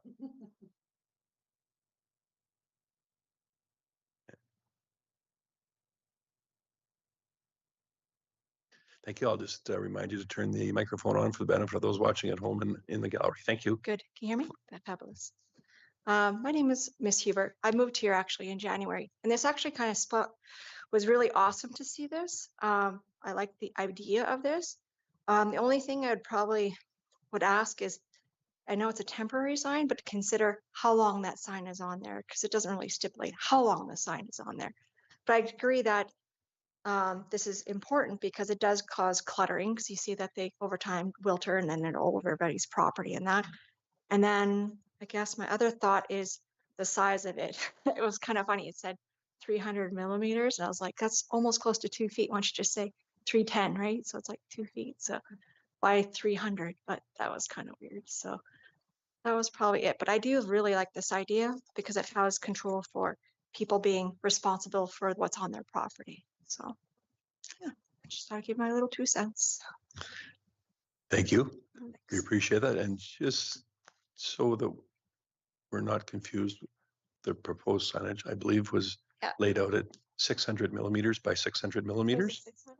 Yeah, which it is should be 610, so it's like exactly 2 feet. Which is more or less 2 feet by 2 feet, but in metric 600 by just in 600. case you had that neighbor who like brings out the measuring tape and be like, oh look, it's just not exactly right. You know it's gonna happen. And so I will offer one more call for those who wish to speak in favor. Seeing none, I will move into those who are opposed and wish to speak now. This is your opportunity. Second call for those wishing to speak in opposition to bylaw 400.56. And third and final call. Anyone wishing to speak in opposition to bylaw 400.56. And then any person deemed to be affected who wishes to be heard, please step forward. And I don't think we have anyone who wishes to speak at this time. Therefore, I declare the public hearing for bylaw 400.56 to be now closed at 7:04 p.m.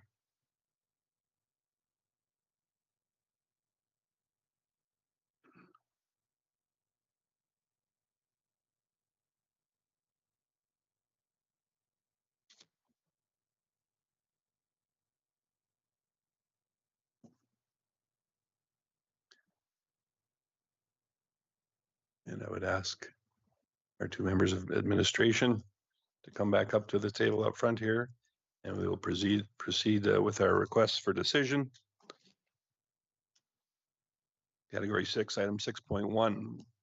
Once again, for bylaws 400.56, land use bylaw amendment proposed for second and third reading for allowing personal messaging signs. Manager Hackett. Thank you, Mayor Creasy, members of council. Bylaw 400.56 before you tonight proposes an amendment to the land use bylaw to allow one personal message sign on a residential lot, currently to a maximum size of 600 millimeters by 600 millimeters. The recommendation, based on the public feedback that we got, looking at our comparators, and looking at the level of regulation, is that council decline second reading of bylaw 400.56 as amended. Thank you. Thank you. Councillor Conick.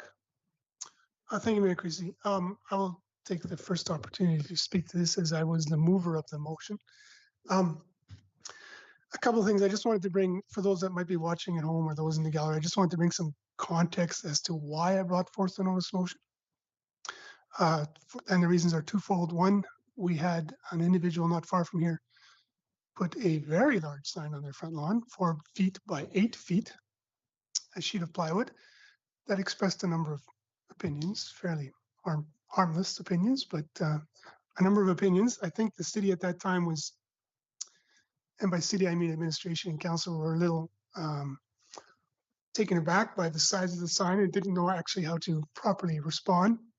Invariably in time the sign was removed.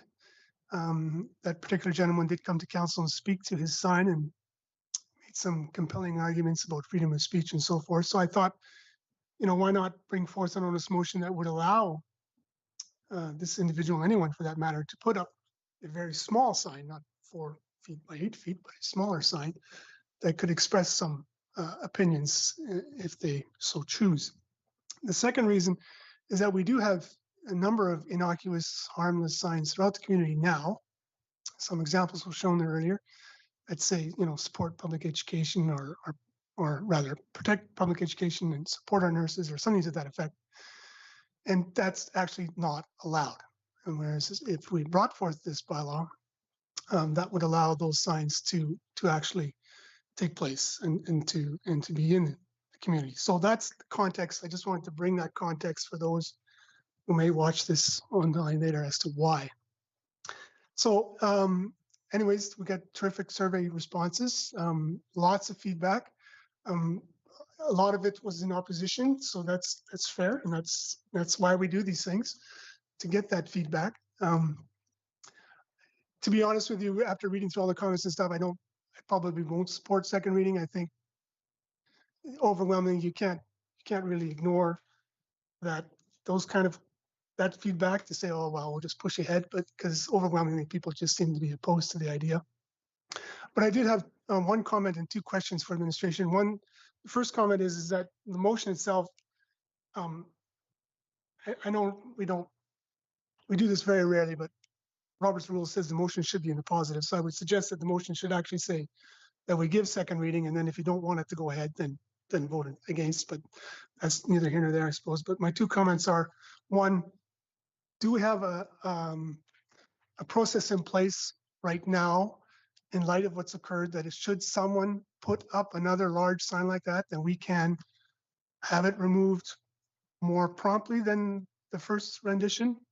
And my second question is, if this does not go ahead, then are we then going to ask these homeowners who have these signs that are out now that aren't allowed to remove them, or no? Are we just going to keep on going as it has been? Thank you.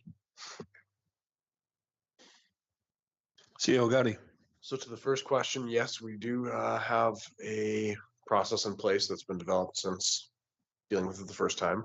To the second question, we would be continuing as status quo. So if there was complaints about signs, or they came to our attention during an inspection for another issue, or while we're enforcing on something else, then it would be addressed. But outside of that, we wouldn't be proactively going and identifying these signs as part of a program or anything. So as much as I like the idea of limiting the size of signage, I think the host of other issues that come along with this make it unpalatable at this time, and I certainly can't support it either. But I appreciate the reasoning, in fact, why it was brought forward, and sometimes we have to go through these issues to bring things to the public eye. So thank you for that, Councillor Connick. Would anyone else care to speak? Any thoughts? Councillor Dallas? Thank you, Mayor Creasy. I appreciate administration's work on this and investigating it. And I think you have brought up some really excellent points. And I think, you know, no matter which way we go with this, there will be comments of nanny state. We are controlling message in either way. And I think the way it works now is our best bet. And I think I just can't see a way where this works outside of the freedom of expression and hate speech through that monitoring. That's our best tool for this. So thank you. I wouldn't be supporting it either. Councillor Gullickson. Thank you, Mayor Creasy. I don't think this would have been a problem at all. I don't think many people would have done it. There wouldn't have been signs on every lot. It would have been very similar, maybe a little expansion to what we have now. But the people that put those signs out now are actually breaking the law.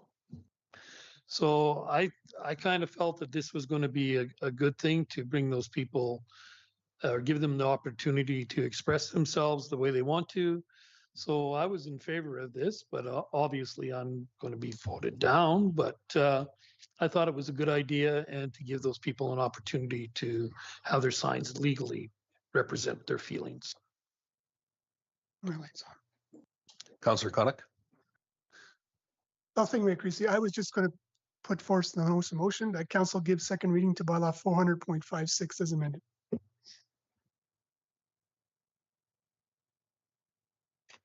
Okay, just to be clear, not a notice of motion, but a motion. Thank you.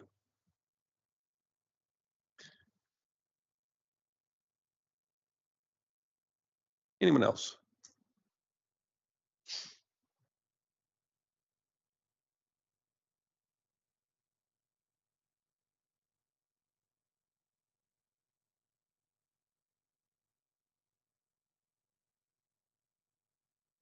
So I think we've got an update pending then on our machines.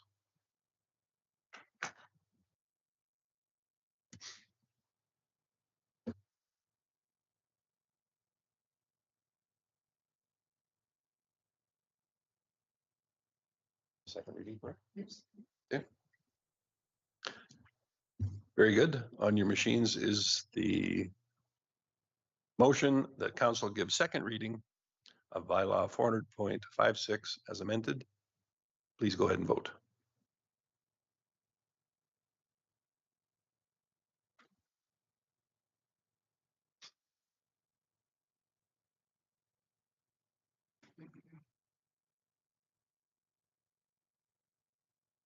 And that was defeated and by a margin of 6-1.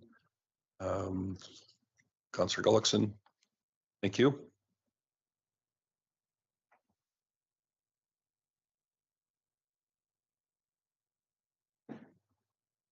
So just so the public's aware, because that failed to receive second reading for our purposes here, that is somewhat of a dead issue and will not be brought forward for third or final reading. Just so we all understand. Thank you. Thank you too. Manager Hackett, you've got another item here. Item 6.2, bylaw 522 for road closure, presented for third reading. Yes, thank you, Mayor Creasy, members of council. Bylaw 522 proposes to close portions of the lane to the west of 49C Avenue, south of 50th Avenue, to allow for consolidation with the parcel at the lot 11 plan 665 EO. By closing and then consolidating the portions of the lane with the existing parking lot, so this is the parking lot behind the Bank of Montreal, a larger parcel will be created and a larger parking lot. Concurrent with council's consideration of this bylaw, a separate bylaw, 400.62, is also before council as a separate report and a separate item on this agenda that would establish the land use for the expanded lot if bylaw 522 does pass. If bylaw 522 passes, the remainder of the lane will stay open and access from 49B Avenue will be unaffected. 5 parcels will have their lane access affected if the bylaw is approved. Administration will put in place a right-of-way to protect the utilities and a cross-access agreement through the resulting parking lot. At the time of second reading on August 26th, council requested additional information on parking assessment and parking setbacks. That information is provided in the information on the agenda, and Director Thompson can provide more information on that. The recommended motion tonight is that council gives third reading to bylaw 522. Thank you, Manager Hackett. Director Thompson. Thanks, Mayor Creasy. With respect to the turning movement analysis, we analyzed 6 ways a 70-foot transport truck could access the lane in question should the closure at the north end of it be approved. We found that the most feasible way for a truck to enter the lane is to reverse into it by the truck starting facing south on 49B Avenue. Then to accommodate this movement, the city must remove 4 spaces on the west side of 49B by making those areas no parking zones as shown in the council report. But while backing into the lane is technically feasible, it comes with a narrow margin of error, requiring the driver to execute the turn with a high degree of precision every time they make the delivery. Despite some lanes being able to accommodate them today, the city's back lanes are not laid out to accommodate highway transport vehicles. Lanes are able to accommodate a smaller delivery vehicle, the size of a garbage truck or smaller, for last mile delivery to customers. And as such, it's not a surprise to administration that it is very tight in order to back into that lane in question.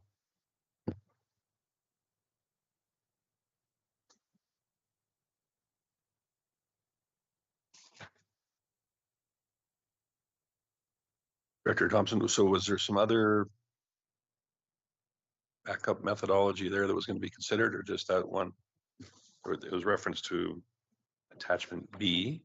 We're going to Mayor Creasy, the attachment B refers to the 6 movements that we had analyzed to show that we looked at how a truck could access this lane from various angles, from backing up starting facing south, backing into the lane facing north, accessing the lane by driving into the south lane first, then backing across 49B, navigating the loop within those kind of behind. There's a little C loop there from 49B around to 49B again. And the most feasible way for a truck to access that lane is to back up off of 49B. But it does require the removal of parking stalls, and it requires the execution of that turn with a high degree of precision, being a 90-degree turn straight up the lane. The other lanes have poles, power pole, that are primarily the reason why going south first is challenging.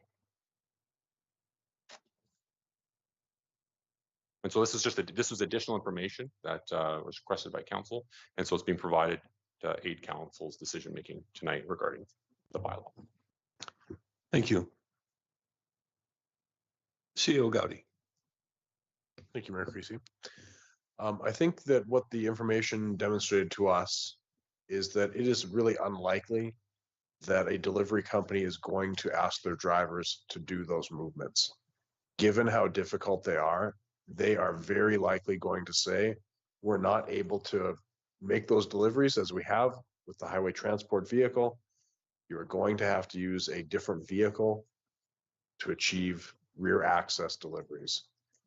A smaller cube van, some sort of a medium-sized vehicle. That is a change, or I guess that defines the design vehicle that would be used going forward in the lanes of Lacombe. There's many right now that can't accommodate that vehicle, and arguably the lane that we're talking about actually can't accommodate the vehicle legally right now. To make those movements, they are going into oncoming traffic. Council's previous decisions about 49C and the geometric design there will make that movement that is already not legally accommodated even more difficult and possibly impossible, possibly not feasible at all.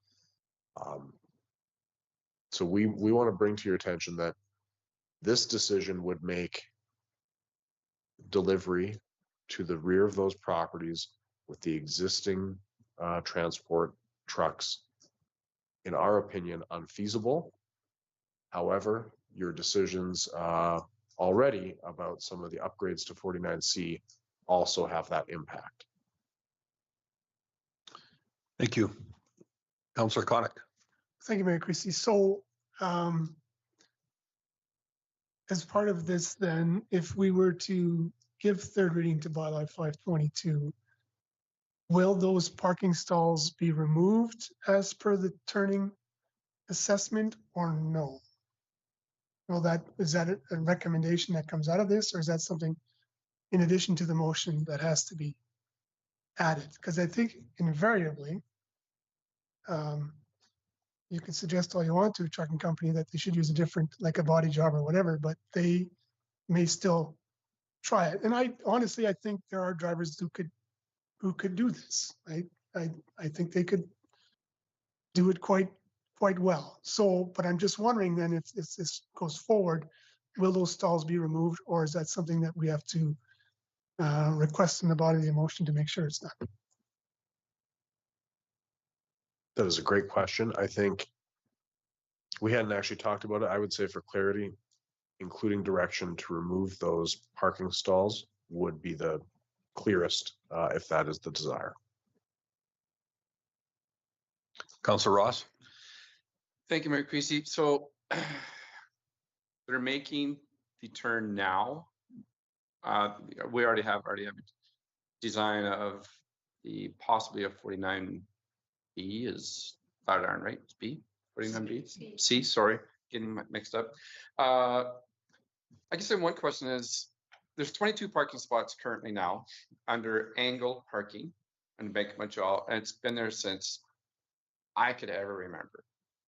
You obviously don't go in there and park a 3/4 ton pickup. Most people drive small SUVs or cars. If you're going to park a pickup, you obviously go elsewhere with the size of vehicle you have. Trucks have made that, and I disagree with the administration saying they've already done it illegally. They're really, you could say they're doing the same thing on the west end as what they're already doing the south end. You're driving a 53-foot trailer and any length of trailer. The rule is to swing wide. You don't come down 58th Street in the right turning lane and expect to make the turn to go west on Highway 12. You do not. You got to swing wide. I am very, very fortunate with my rural upbringing to have operated equipment and drove truck many years. You swing to keep your back end in your driver's side mirror where you can see it the best, and you have creative vision of the whole picture of how to make your end result. But unfortunately, we're dealing with a labor force that does not have a lot of experience. And it's like, so you're changing 49Cs to have the straight parking instead of angle, but we changed 49C to angle parking like a Millie Oak. That's been wonderfully accepted and huge, beautiful, very positive perception of the change. But we're changing the 49B to straight parking, and same with the potential parking lot of Bank of Montreal back to straight, but we're not adding more parking stalls. And so the north end of by the Flatiron, there where trucks now come in, is 27 feet. The other end is 30 feet. And to go in the alley, if the same 4 parking stalls were taken out, yes, where that pole is, if they were to go straight across and back straight across, is only 18 feet. But that could be done as well, back on that way. But I feel like we're taking away some of the potential of these businesses, that if we took away that alley, every other business downtown has an alley to serve their needs for freight. Home Hardware has a double trailer that shows up. And yet for example, if the medical building sold and changed its purpose, they don't have back alley access if that purpose changed for that building. We're taking that away. And I have a change of heart of this. And same with the bubble on coming out onto 50th Ave. The vehicle's turning left, but after, you still have 2 lanes of traffic after that you have to, as a safety issue, going across Home Hardware. So it's kind of, yes, pedestrians are the utmost important safety, and more traffic lights, more enforcement. But now I see we're not increasing the parking lot capacity because there's 22 stalls in the parking lot that we're changing. We're wanting to widen it and to go to parallel parking instead of angle. So I don't know why we're going to straight parking when angle parking from like the Millie Oak Street, we increased the capacity. Administration did a wonderful, beautiful job at creating more capacity there, more capacity on the south side of Lee Bridal, for example. There's 30, I counted 33 parking stalls there. There was 11 doctors at the previous doctor's office that served all their patients with the previous capacity. And I don't support this anymore. I always thought from the start, we're going to create some discussion of change. And we're not increasing the capacity with taking the alleyway. So. Thank you. Councillor Dallas. Thank you, Mayor Casey. I guess, yeah, what we would come back with the entrance on the, geez, I don't know what, southwest side of the road, and then the additional parking spots on the south side of that laneway. There is this doesn't no benefit by removing those parking spots. I think it is my full intentions to make business easier, to make it so that people can thrive outside of a zoning for a kindergarten in an industrial area. I think I've been very pro-business on everything, and that's not my intent, is to make things more difficult. But I feel like there needs to be a change by the delivery service regardless, and if this is what forces that, then unfortunately that's what it takes, but they shouldn't be doing it as it is. And so struggling with this, but I think I still will be in favor of the lane closure. Thank you. Thank you, Councillor Hoekstra. Thanks, Mayor Creasy. So just a couple of questions. First of all, back to CEO Gowdy. If we do not agree with this tonight, there will be problems still in the future because of our planned development on 49C, just to emphasize that. So we're just delaying the inevitable that highway trucks shouldn't be going down that back alley, or can't. Yes, that I would agree. Okay. Delaying the inevitable in that project of modifying 49C has been funded and approved. And so as it stands today, we're on a track to deliver that as we have capacity to do so. And that will make the current movements much more difficult than they are today. Okay, thank you very much. May I continue? Certainly. Councillor Ross mentioned that all businesses have back alley access in Lacombe. I guess that my question to administration, is that the case? Because I can name one business right off the top of my head that does not have back alley access for deliveries. So is that an expectation that businesses, I mean, we'd like to support businesses. I agree with Councillor Dallas on that, but is it something that we say that is a standard that all businesses have back alley access? No, that isn't a standard that's required or that we would meet across the municipality. Similarly, the majority of homes in Lacombe would have back alley access to their residential properties, but of course that's not necessary. I think where you're running into some unusual circumstances here is that it's not that someone has purchased the property contemplating a limitation of back alley access. They own a property that has back alley access, and then the decision to close the road will deprive them of that access, which is in this case, the tenant relies on a certain style of delivery for her business. And it's our opinion that regardless of the removal of the 4 parking spots, I think that it is likely that the delivery companies will choose to mitigate their risk of damage, knowing that the move that is required takes a very competent driver having a good day to make effectively.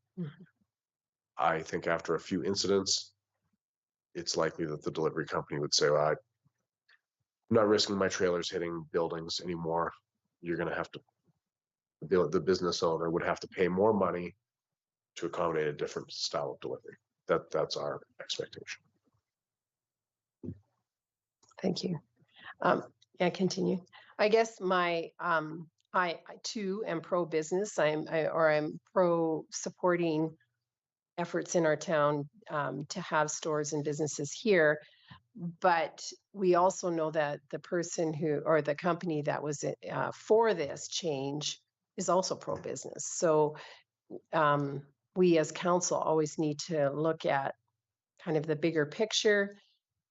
Is it realistic to have highway trucks continue down in that area with our future plans? It probably is not. I too feel huge empathy for the businesses that are in that area. I agree. You bought something and now it's changing.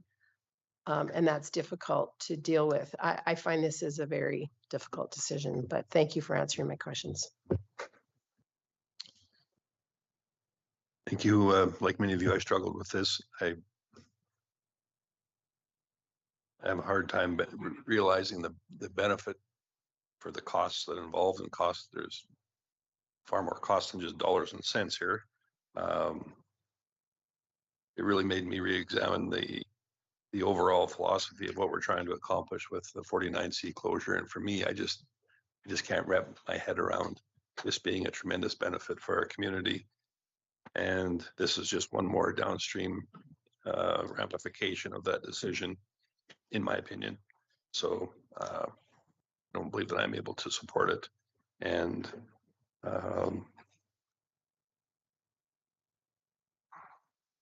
naturally, there's only been one of the two that didn't support the previous one, not in a position to bring that forward to the table. But I just really want to know what it is that we think that we're accomplishing.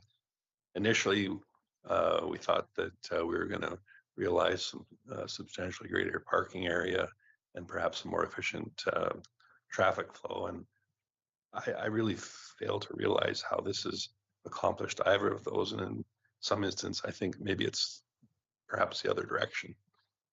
In any event, that's my thoughts. And yeah, we'll be supporting this, but look forward to seeing the decision. Councillor Gullickson. I think Councillor Ross is. Go ahead. Yes, he was, but he's spoken already, so go ahead. Thank you, Mayor Creasy. I walked it today and just took another look at it. And I just feel that the parking lot is going to take too much away from the back of those businesses that are there existing now. The walk-in clinic may not be a walk-in clinic forever, and they would have no access at all from the backside. And I have concerns regarding the businesses that are on 49C, that their access from the back will be diminished also. So I won't be supporting this either. I think it's a little bit too much. As far as the changes in trucking, I mean, like Council Ross talked about competent drivers would be able to do it fairly easily, I think. Looking at it today, I thought, yeah, some of the drivers I saw when I was involved with trucking would be able to handle it no problem. but there is a lot of incompetent drivers out there, unfortunately. So I would think they would have to change their trucks no matter what. So, but I will be supporting the closure of the lane. Councillor Ross. Thank you, Mayor Creasy. I think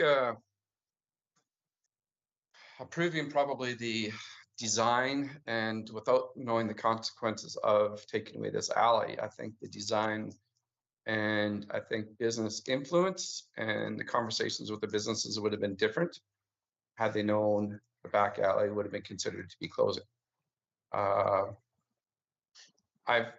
absolutely, as respecting the DART committee's intentions for our to be pro-business for the downtown business community, that is so much all a part of Lacombe and our historical and the passion for our businesses to support them. But I think that's a little, maybe probably a little more communication as to what the whole picture would have been of closing this alley. I think a lot of businesses would have been far more involved in 49C prior to considering closing this alley. And that's why I think that we're kind of, what's that saying, cart before the horse, horse before the cart, when we approved 49C without having the intentions made up front that the back alley be closed. I think there's always a perception of the communication and the information, and I think it could have been better. Thank you. Councillor Connick. Thank you, Mayor Creasy. So a couple of points then. Should this fail to pass third reading, then I'm guessing 400.62 won't pass either because the two are congruent, I'm guessing. So that's just something to consider as well. And again, I just want to reiterate the point that has been made a few times already. Just to say for hypothetical reasons that we didn't close 49C, just did the first phase, did the changes that we've seen in the drawing, for example, here. Even still, a 53-foot trailer, that turn is still, it's been mentioned, they have to, it's a very dangerous thing to come out on the 49C, irregardless. So I think, again, the change that we've described, I think is a good, we're not closing the whole alley, we're closing a portion of it. And any other delivery truck can make those deliveries, whether it be on a body job or even a pup trailer. A pup trailer can make that loop and come around out by the thrift store. So to that end, I'm prepared to make third reading. I would propose that council give third reading to bylaw 522 as amended to include the removal of, now this administration has suggested four stalls on the west side of 49B Avenue as shown in attachment B. Thank you. Thank you.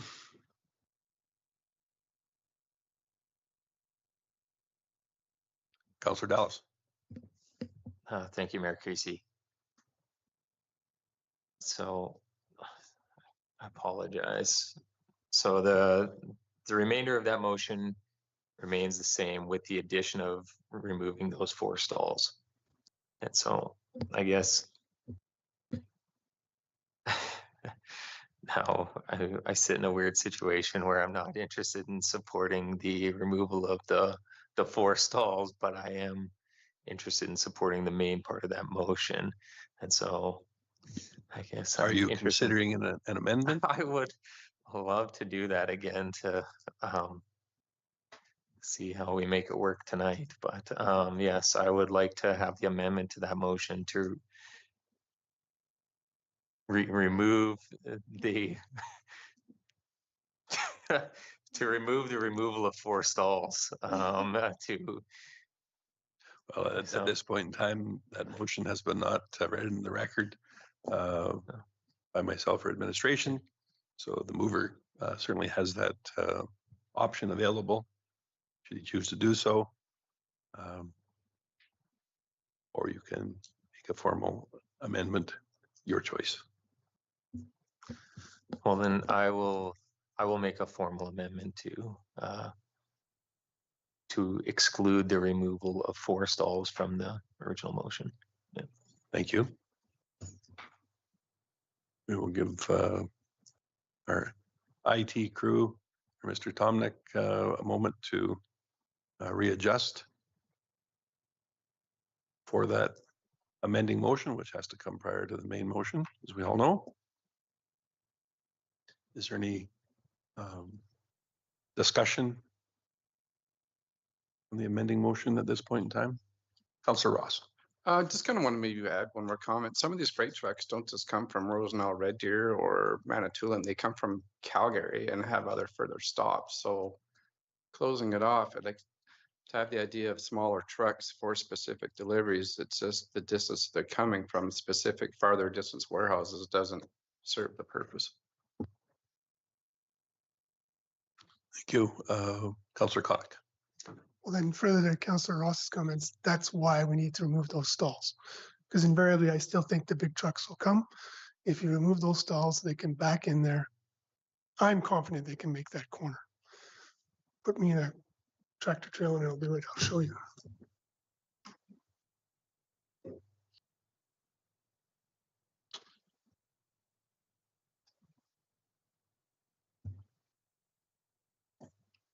Councillor Hoekstrom.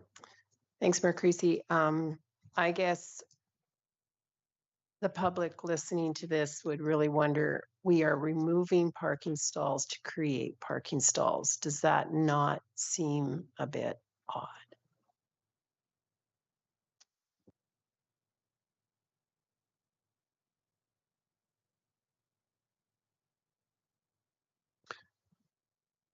When you put it like that, Councillor Hoekstra, I would suggest that it sounds very odd. However, I don't think that the proposed parking stall removal is being done to neither create or remove stalls. It's to allow the larger trucks, theoretically, I'm not a truck driver, but theoretically to allow them access to those businesses which are in proximity to that alley.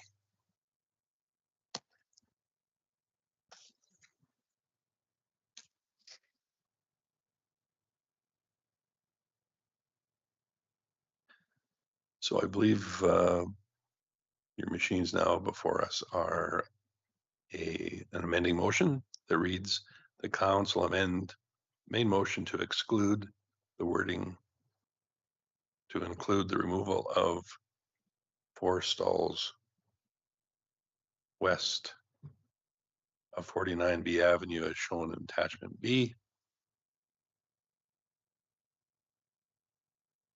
A little bit of extra wordage in there, but I think that it's clear in my opinion.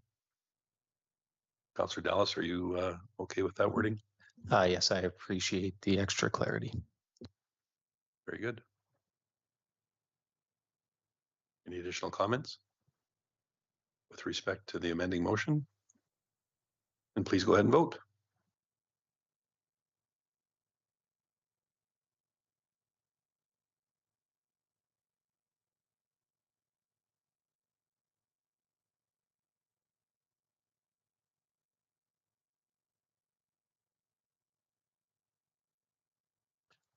So that is defeated by a margin of 5-2. Therefore, the wording for those stalls will in fact remain in the main motion. And for the main motion, do we have any additional comments or questions? I don't believe there are any. So once that main motion comes before us on your machines, we can go ahead and vote.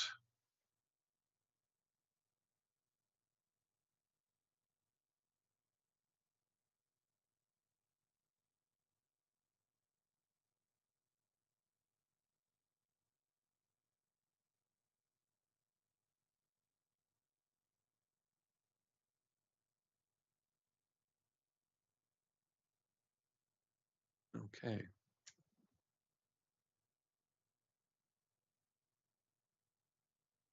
So for the motion before us, the council give a third reading to bylaw 522. It's amended to include the removal of 4 stalls on the west side of 49B Avenue as shown in attachment B.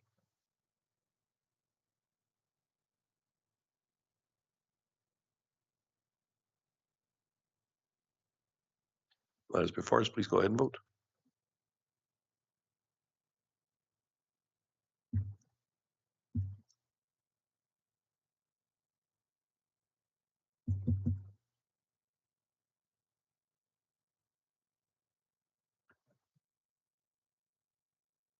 And that is not passed by a margin of 5-2. Councillors Clonic and Dallas voting in favor. Thanks, everyone.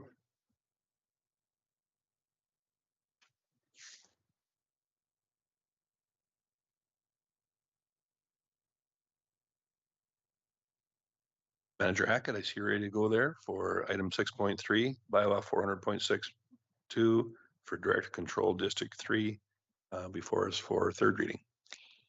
Thank you, Mayor Creasy, members of council.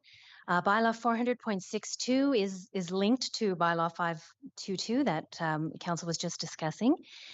But this bylaw is a land use bylaw amendment, and it will create a direct control district number 3, DC3, as a new land use district within the land use bylaw.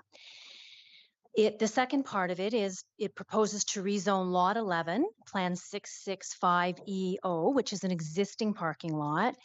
And as written, it did propose to rezone portions of a lane if it had been closed that were adjacent to this parking lot.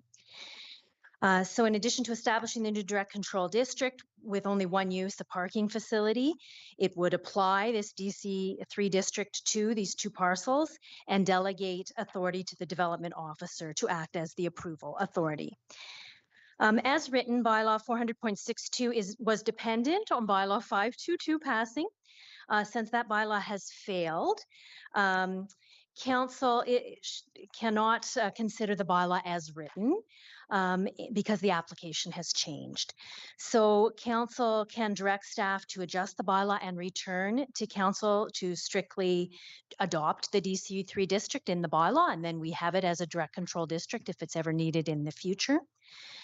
You could direct administration to come back and adjust the bylaw to just apply it to the existing parking lot, which is currently commercially zoned, and just limit it as a direct control district. And the city is the owner of that parcel, so it would not be affecting a private owner at this point.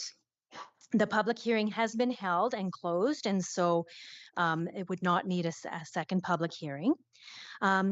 Or council can adopt the district tonight and apply it only, amend the bylaw. We'd have to do that on the fly to apply it only to the existing parking lot.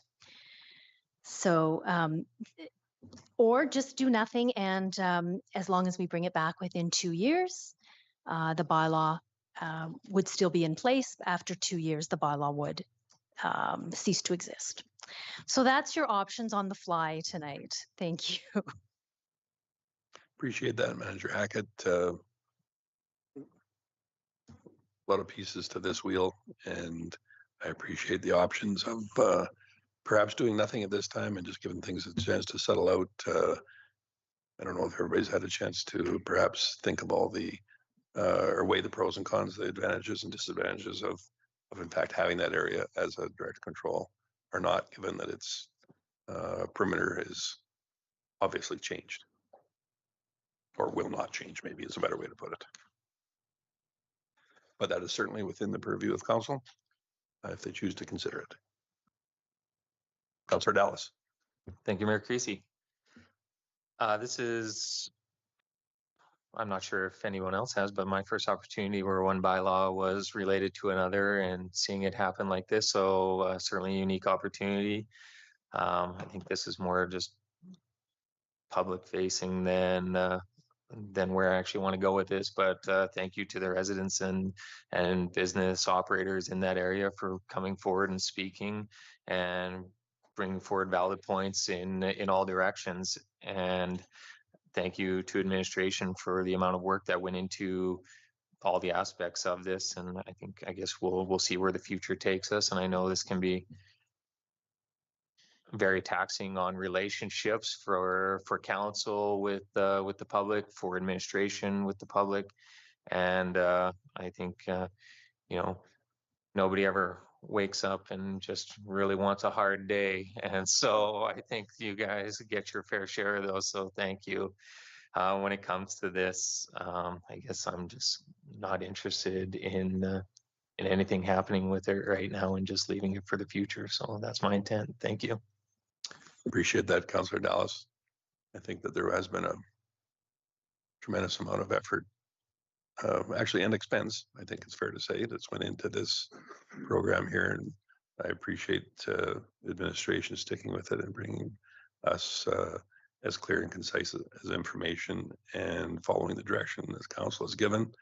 The path isn't always smooth, but hopefully in the end it ends up the proper decision for our community. So yeah, and additionally, just thank you all.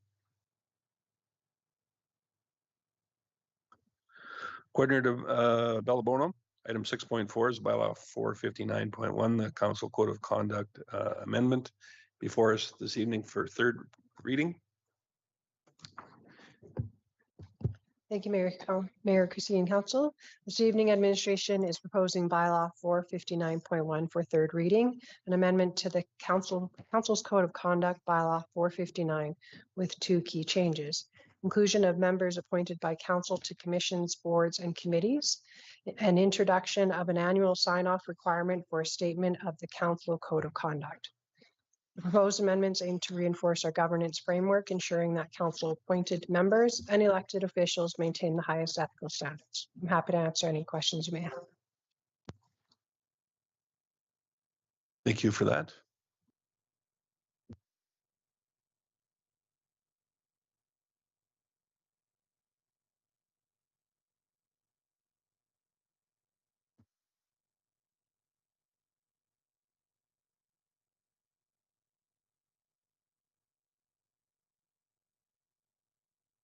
Councillor Hibbs.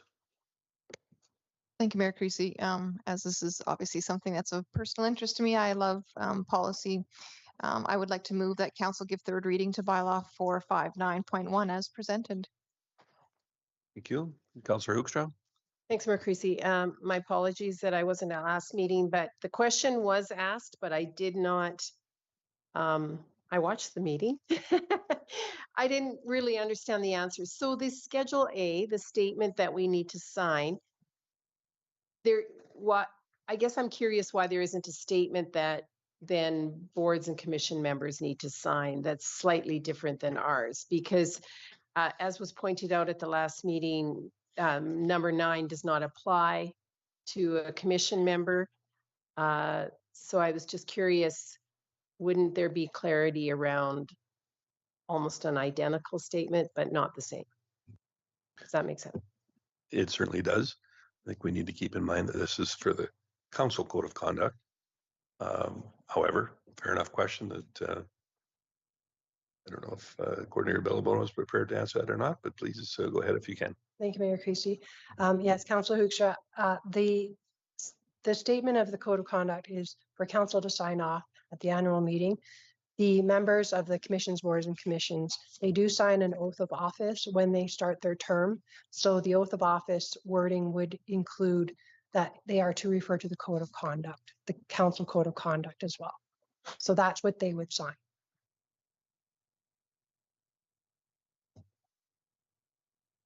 May I follow up? And how would you ensure that?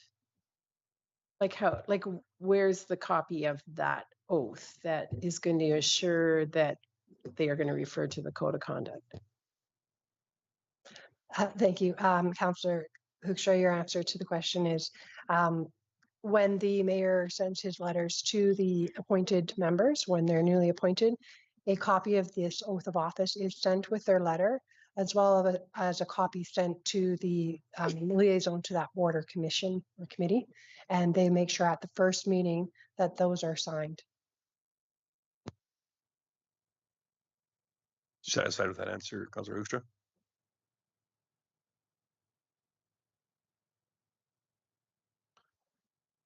Any additional input?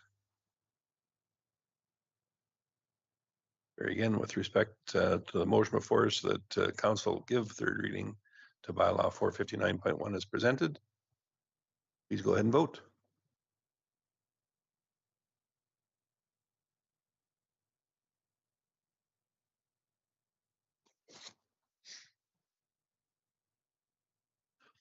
And that is unanimous.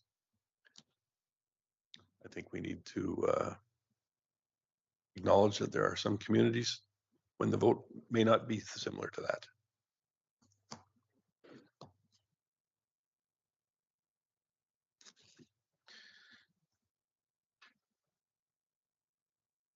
So I believe that's our regular business. I just wanted to go over our next meetings. And we do have one committee meeting, but I'll go through our meetings for our regular council meeting on Monday, September the 23rd, 5:30 p.m. here in Chambers, followed by a committee of the whole meeting, Monday, October 7th, 5:30 here as well. And then Tuesday, October 15th, another regular council meeting, same time and place. That's our upcoming meetings. We do have 4 items, 1 labor, 1 land, and 2 legal items for in camera for our consideration this evening. But as far as I know, that concludes our public business for tonight. I could have Councillor Dallas. Thank you, Mayor Creasy. Motion to move in camera. Thank you. 7:56 p.m. And please go ahead and vote on that.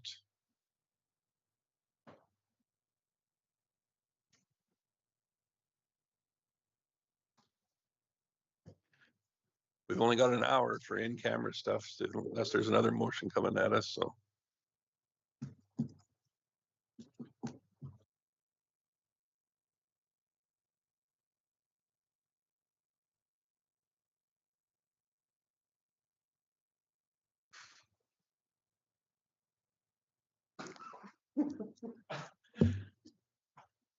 I was so fast with my finger, the machine didn't even catch it. My apologies. So that is unanimous. And once we get indication